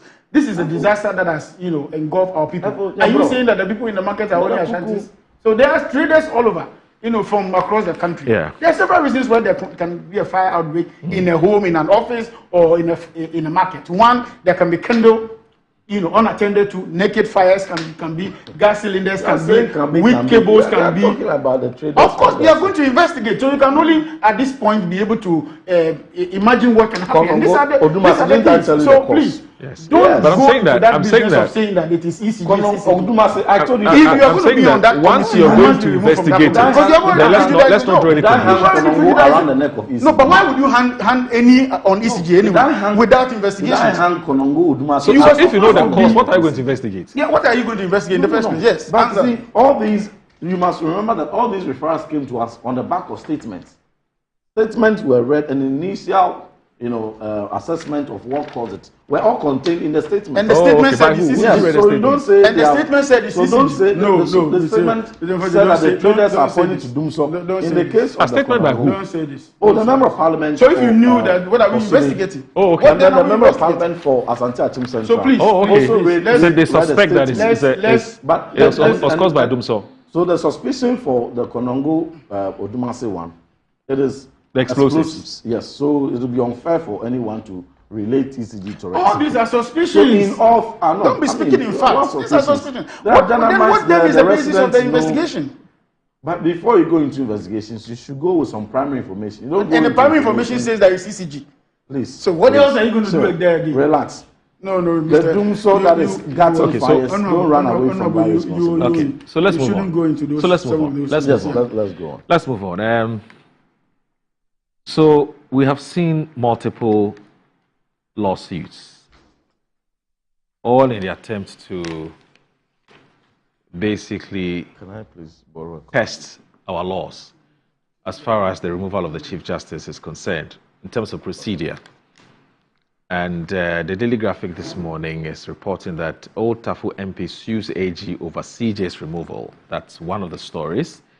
And then there's another one that says petition to remove CJ, Justice Tokono request for petition from President. So I'll put the two stories together and then we can look at it briefly. We have about 20 minutes to look at this matter. So Emmanuel Ebu-Hoxton is reporting the Member of Parliament for Old Tafu, Vincent Ekwasefua, has filed a lawsuit asking the Supreme Court to declare as null and void the ongoing process which could lead to the removal of the Chief Justice, Justice Getri Saki Tokono, from office. The MP in the writ filed at the Apex Court yesterday is asking the Supreme Court to declare as null and void President John Dramani Mahamad's decision to forward the petition seeking the removal of the Chief Justice to the Council of State for consultation. The writ was filed against the Attorney General by the lawyer for the MP, Godfrey Yebo Adame, the immediate past AG. And the story continues on page 3 of this paper. Let me look at that briefly. Okay, so bear with us. All right. Good. The story's right here. Sorry about that. Good. So the MP is also in another motion at the same court seeking an interlocutory injunction restraining the President and the Council of State, from proceeding on the consultation process for the removal of the Chief Justice under Article 146 or in any manner until the hearing and final determination of the instant action. The application for the interlocutory injunction will be moved on Wednesday, April 2, 2025. In another development, the Chief Justice has written to the President requesting to be given copies of the petition against her submitted to the President before conclusions of consultations between the President and the Council of State under Article 1466.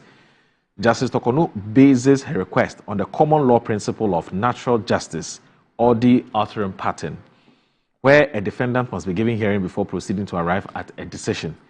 Respectfully, as you are no doubt aware, it is the most fundamental precept of the common law and our constitutional dispensation ingrained into the justice delivery process that no consideration that affects the rights of a defendant can be made unless the defendant has been given notice of the contents of a charge and an opportunity to respond to them. Further, no defendant can be subjected to a trial unless the preliminary process of retrieving or receiving their response has been adhered to, Justice Tokono wrote in her request. So the substantive application of the ASEFWA, the plaintiff, argued that the President was enjoined by the various provisions in the 1992 Constitution to have first notified the Chief Justice about the petitions in order to obtain her comment and responses before forwarding same to the Council of State for consultation. Failure to notify the Chief Justice, the plaintiff argued in his reliefs, was not only unconstitutional but also against the rule of natural justice.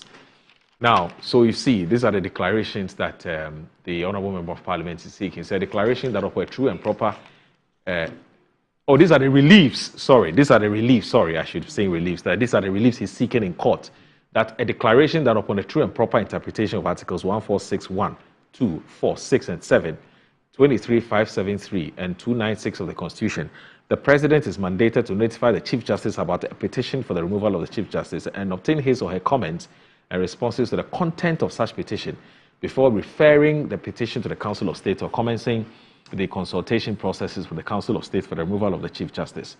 So these are, and now of course, it continues, the declaration that upon a true and proper interpretation of the Articles 146, 1, 2, 4, 6, and 7, 283, and 296 of the Constitution, a failure by the President to notify the Chief Justice and obtain his or her comments and responses to a petition for the removal of the Chief Justice before triggering the consultative or the consultation process with the Council of State constitutes a violation of Article 1466, as well as the constitutional protection of the security of tenure of the Chief Justice, who is Justice of the Superior Court of Judicature, stipulated in Article 1461 of the Constitution. So these are some of the reliefs that is seeking. So your thoughts? Yeah, I want to first read... but we must be mindful because the matter is in court. So that's why I'm going straight to the point of the constitutional article. And I must issue a disclaimer that this is not in any way prejudice to any case that is pending. Very important. It's just my view on the matter. Appreciation of the law. We are discussing, or the attempt of the President to unfairly and politically witch hunt and remove the Chief Justice unwarranted, consistent to their pronouncement, which make it prejudicial to and consistent with. They are doing the same thing they said they were going to do. I'll prove that, but I want to quickly read Article 296, which says that where in this Constitution, and this has to do with exercise of discretionary power, where in this Constitution or in any other law, discretionary power is vested in any person or authority, A, that discretionary power shall be deemed to imply a duty to be fair and candid.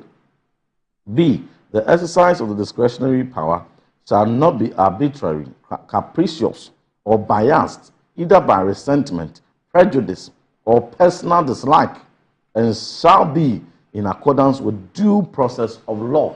So, if the President decides that he wants to go against the security of tenure that has been arrogated to the office of the Chief Justice, and he wants to remove her, consistent to pronouncement made by either him or key stalwarts of his party and key sympathizers of his party, he can go ahead and remove her. But clearly, according to 296, it has made it clear that the action of the President is being capricious and biased by resentment or prejudice and by personal dislike, because due process is not being followed here. Fundamentally, if you're a lawyer, the fundamental thing they will teach you is that before you proceed on determining any petition, whether to act on it or not, you should establish prima facie. The prima facie is establishing to the fundamental determination that there is even substance in the accusations or allegations brought forth against the officer or the person, for which you should even entertain. For all kinds of petitions, the framers of the Constitution knew very well, all kinds of petitions will be left, right, center. And so you need to establish prima facie. In Article 146, what talks about the removal of Chief Justices, it says that 146(1), a Justice of the Superior Court or a Chairman of the Regional Tribunal shall not be removed from office except for stated misbehavior or incompetence or, on ground of inability to perform the functions of his or her office arising from infirmity of body or mind. You see, So they've stated their grounds: misbehavior or incompetence on ground of inability because they are incapacitated. So what is the misbehavior and what is the incompetence and what is the incapacitation in this case? The 3 goes on to say, if the president receives a petition for the removal of a justice of a superior court other than the chief justice or for the removal of the chairman of a regional tribunal, he shall refer the petition to the chief justice, who shall determine whether there is prima facie case. So even when it relates to the removal of justice of the Supreme Court, even when it relates to justice of the Supreme Court, the procedure demands that you should establish prima facie even before you make the referral. So in the case of the Chief Justice, before the President will even make the matter, refer the matter to the Council of State, fundamental thing that he shouldn't have breached, in this case, he willfully breached that procedure, knowing very well that it's a politically calculated attempt to remove her for no wrong done. Where in this constitution does it say that the president should have first of all established? I've just read the 3. The 3 establishes the principle of and sets the precedent that even in the case, because this one is in the exercise of in the removal of justices of the Superior Court. Yes. So Chief Justice and then justices of the Superior Court, they are in the same bracket, and the procedure is same for them. The only difference here is that in the case of a Supreme Court judge who is not a Chief Justice, the referral will be made to the chairman, to the CJ herself, to the Chief Justice. Yes, herself. And even before the referral is made, the 3rd says that you will have to establish prima facie before you even make the referral. That principle, that's what I just read. That is when you're dealing with judges. 143. When dealing with judges, the Chief Justice is not a judge. That is why the Constitution makes it clear. Yes. So how you handle that of the Chief Justice and the other judges. Where the Chief Justice and now it is so, before then I even want to come to the 6th. Yes. Where the petition is for the removal of the Chief Justice, the President shall, acting in consultation with the Council of State, appoint a committee consisting of 2 judges, justices of the Supreme Court, one of whom shall be appointed. But the precedent, because this, when you are crafting law, the principles follow and follow and follow, so that you don't for avoidance of repetition. So they have set the principle that even before you make a referral, you will have to establish prima facie before a referral is made, whether to the Chief Justice or whether to Council of State. Now, in the case of the Chief Justice, a petition comes. As soon as the petition comes, you don't even give the fundamental, law. Fundamental. You don't even give the person in respect of whom the petition has been written the opportunity to respond. You deny her the right of response, because the substance of your referral to the Council of State is hinged on 2 things. 1, the evidence in the petition that the petitioners have brought, and 2, the response from the officer who the petitioners seek to remove, the response from her, and the evidence contained in the petition. These are the 2 bases that will form the consideration for determining whether prima facie case is even established.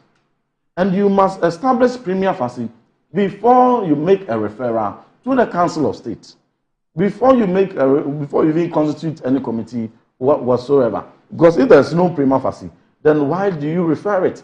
And what then must the Council of State consider? Because it is frivolous. And so for the President, being advised by a former Attorney General, a respected former Attorney General, as a legal counsel to the President, should know better that fundamentally they shouldn't have breached. That breach in due process goes to give credence to people who hold the view that this is a calculated political attempt by personal dislike, by prejudice, just to remove her. And we saw what the pronouncement of Sami Gyamfi. Sami Gyamfi, 2023, 2024, consistently threatened security chiefs, commanders of armed forces, IGP, security agencies heads, and even threatened Chief Justice and said that all of you, and we have the videos, your producer Annie can be gracious enough to play it, that all of you, your tenure is conterminous with that of President Akufo-Addo. And the day President Akufo-Addo goes out of office, all of you will be booted out. Let them play that video. Let them play it to expose the hypocrisy of whoever is behind this unfair removal of the Chief Justice, who will go down in history as one of the best Chief Justices we have had in the Fourth Republic. Let them play that video. Subsequent to that video, we also had the spokesperson for the president and the Minister of State in charge of government communications, Felix Kwachio-Fosu, appeared before Bernard Avle's program. He made that pronouncement when Bernard Avle asked him about the view of the government on the status of the Chief Justice, whether or not they were going to remove her. And he asked so with a background that because when they were campaigning in opposition, they made all sort of prejudicial comments about the Chief Justice and indicated their intent to remove her if they want power. So now that they want power, what are they going to do? What did Felix say in his response? He stated his personal view and said that as for the Chief Justice, she will be removed. But the processes to do that is not his determination. He said that? Oh yes, he said it. Let them play. That's why I'm saying that these two videos, let your producer bring them, the Sami Jenfi video and the Kwachio-Fosu's video. Then we also had the respected Venerable Justice William Atuguba, whose view was sought in 2023, about 24th October 2023, on the removal or otherwise of the Chief Justice. And had this to say, that whenever reform was to be done in Parliament, the Speaker was changed. When some reforms were to be done in the Executive, the President was changed. And therefore, if there's some reform that must happen in the Judiciary, the Chief Justice must be changed. And that is also on record. And your producer can go and fetch all these. On the back of these evidence, and on the back of these prejudicial biased statements coming from major stalwarts of the NDC, indicating clearly their dislike personally for the person of the Chief Justice, unrelated to her competence or otherwise, goes clearly to show that this is just an egoistic attempt to remove somebody doesn't like, in breach of the Constitution that secures security of tenure, because you need to prove the basis of her misbehavior. And in the conduct of the Chief Justice, where has he misbehaved? Where lies? I mean, this is a public. Where has been misbehavior? Then when you say it, they go and say, oh, but you people came. And when they came, you removed electoral commissioner, the chairperson of the electoral commissioner. And so what moral right do you have to question about the attempt of President Mahama and NDC to also remove Chief Justice? Now, if you go back to the circumstances, and for me it was regrettable that had to happen. But if you go into the genesis of what occasioned that and the due processes that were followed, it would be very unfair for anyone to even suggest that it was out of personal vendetta. No way.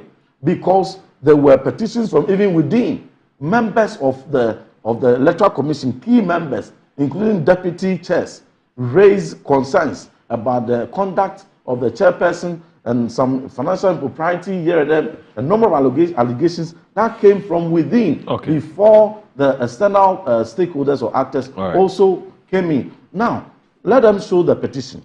And so which aspect of the petition indicates any such financial impropriety or indicates any such misbehavior or incompetence on the part of the Chief Justice. Right. So we haven't seen the petition. We don't know who the petition is. So why did the President fail to hear the Chief Justice? Okay. So she has petitioned, and I suggest that even if whatever she will do, they still want to remove her, she still deserves the right to be heard. Let her response. She has asked for just 7 days. Okay.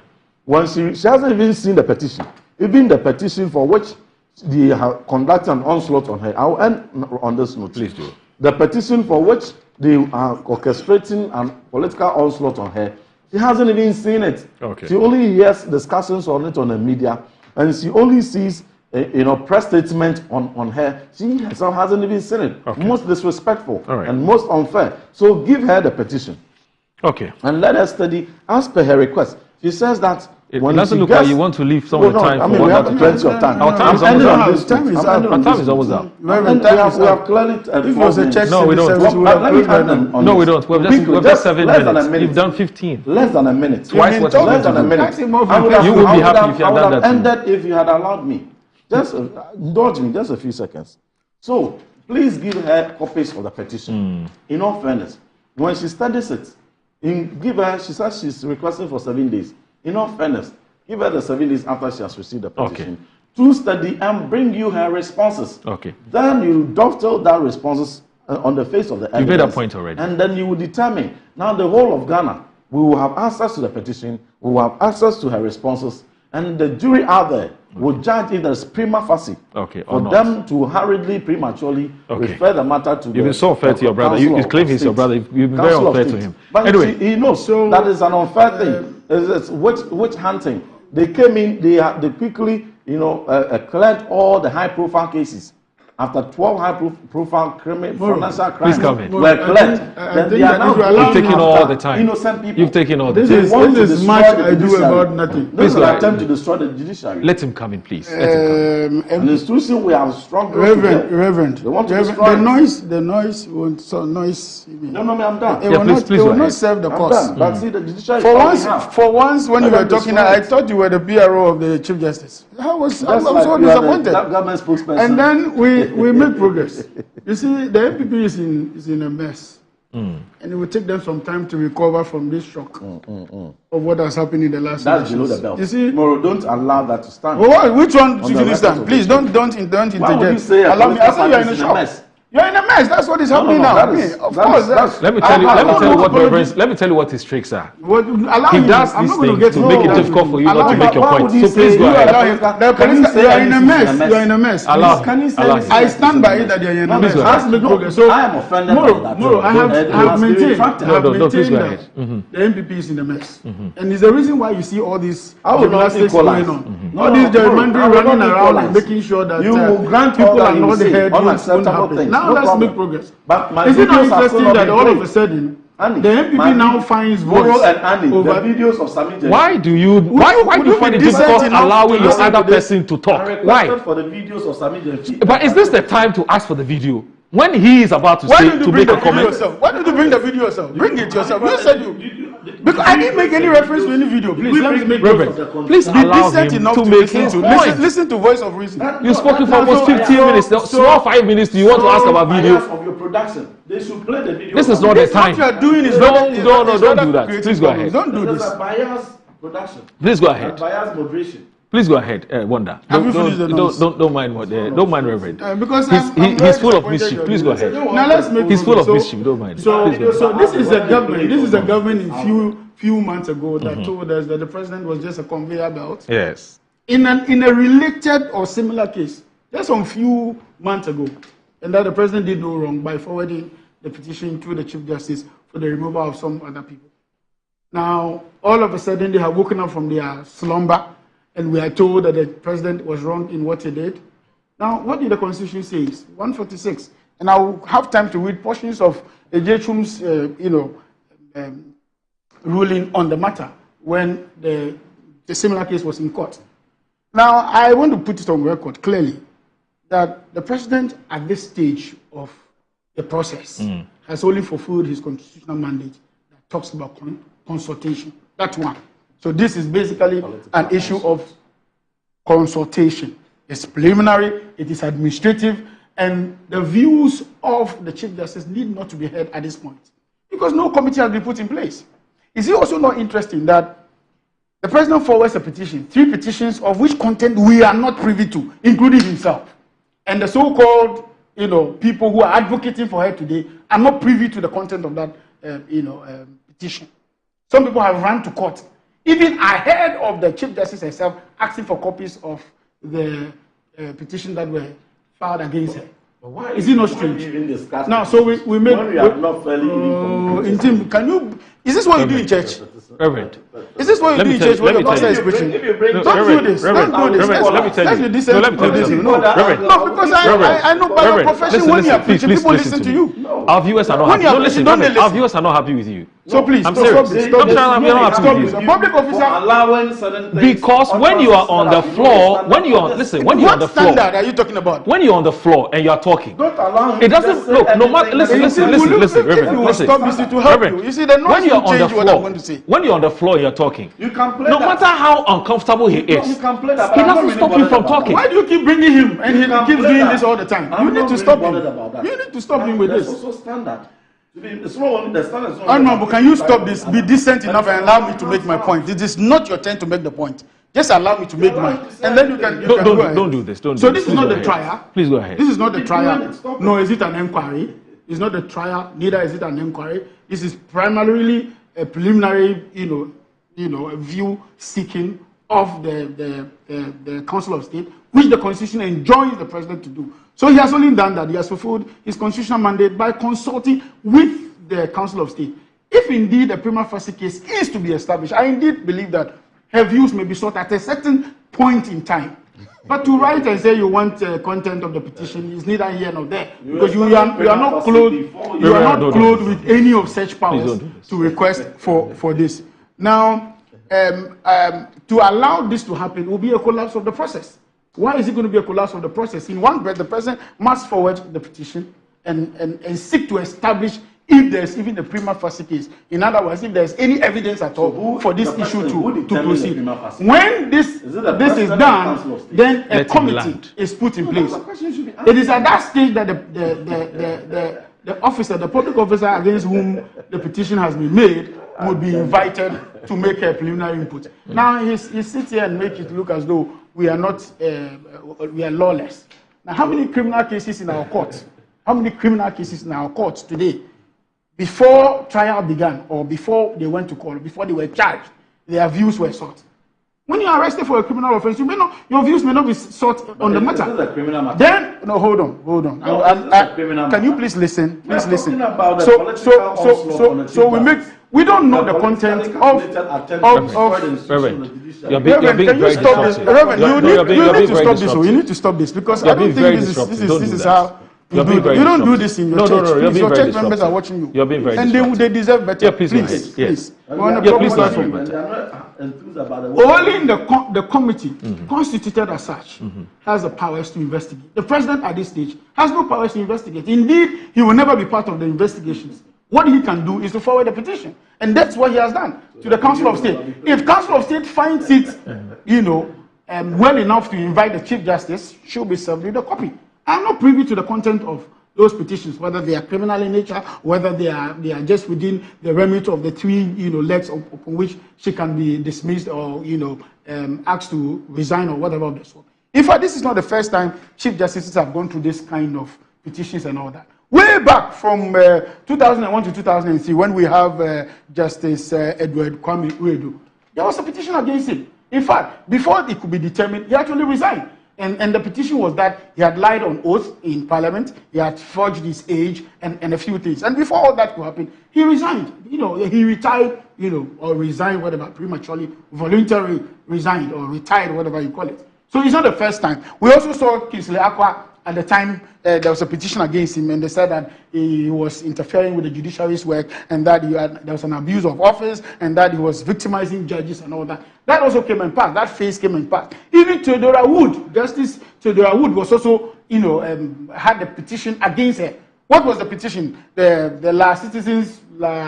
citizens have brought something against her, and that's the way she handled the sale of land in the La Enclave was inappropriate. They petitioned, that didn't go far. In that same light, that same Judge Nawu, there was Ernest Obri Latte, who also petitioned, and his case was that there was stated misbehavior of the Chief Justice. That also didn't, see the light of day. We had Sophia Kufu, our own Sophia Kufu, who also was petitioned against by Mensa Thompson, I guess, of Asepa. Yes, that also did not find the light of day. What are we seeing today? Why all this drama? Why all this hiding behind, people to go to court over, a petition for removal and all that? Is there anything to hide? And I'm saying this, with a lot of caution. Is there anything to hide? Is somebody in a hurry to transmit the process?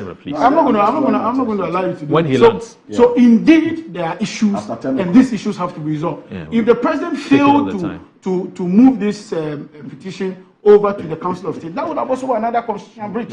He has the constitutional mandate to forward this petition to the Council of State, and the determination is made.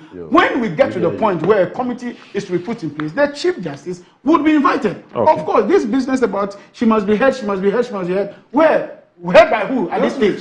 Is there any committee that how do we refer a committee to? Who is referred and who is referring? There's no constitutional provision that says that the president must refer the petition against whom it has been, against whom the petition was made to the person. There's nothing like that. On what basis is the president going to do any of those? So in one breath, you're arguing constitutional law. In another breath, you're arguing morality, or you're arguing, street knowledge and all that. So please, let's be careful.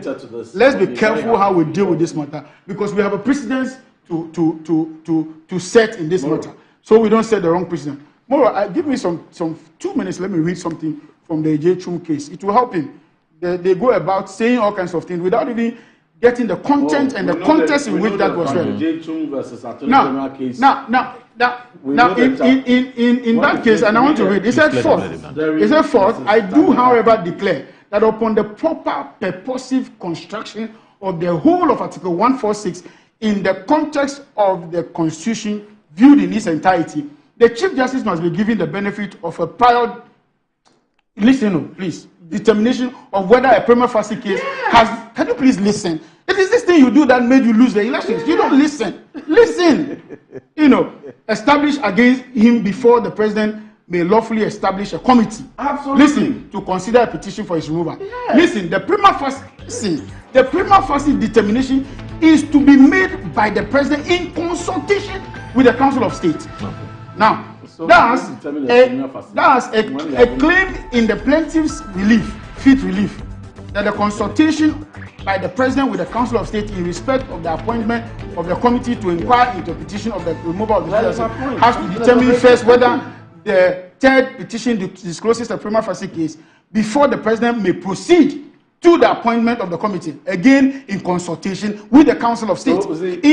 In the course of my judgment, can you please listen? Can you please listen? You see, this is your problem. This is your problem. You have this problem. In the course of my judgment, I also advise that the Council of State. Can you please stop the dissent? You've been very unreasonable. Anytime he's you've been very disruptive. And said our viewers are not happy with you at all. I'm disappointed. I'm disappointed. I need to see your church members. Anyway, I need to see them because it's disappointing. If this is what you do in church, our time is up. You are coming to church. You should leave.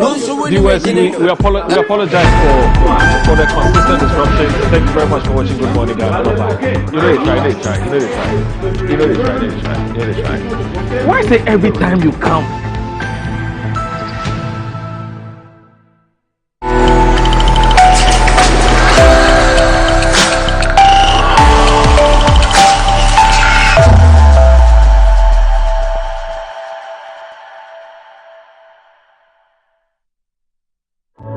Jesus Christ loves you, and greater love hath no man.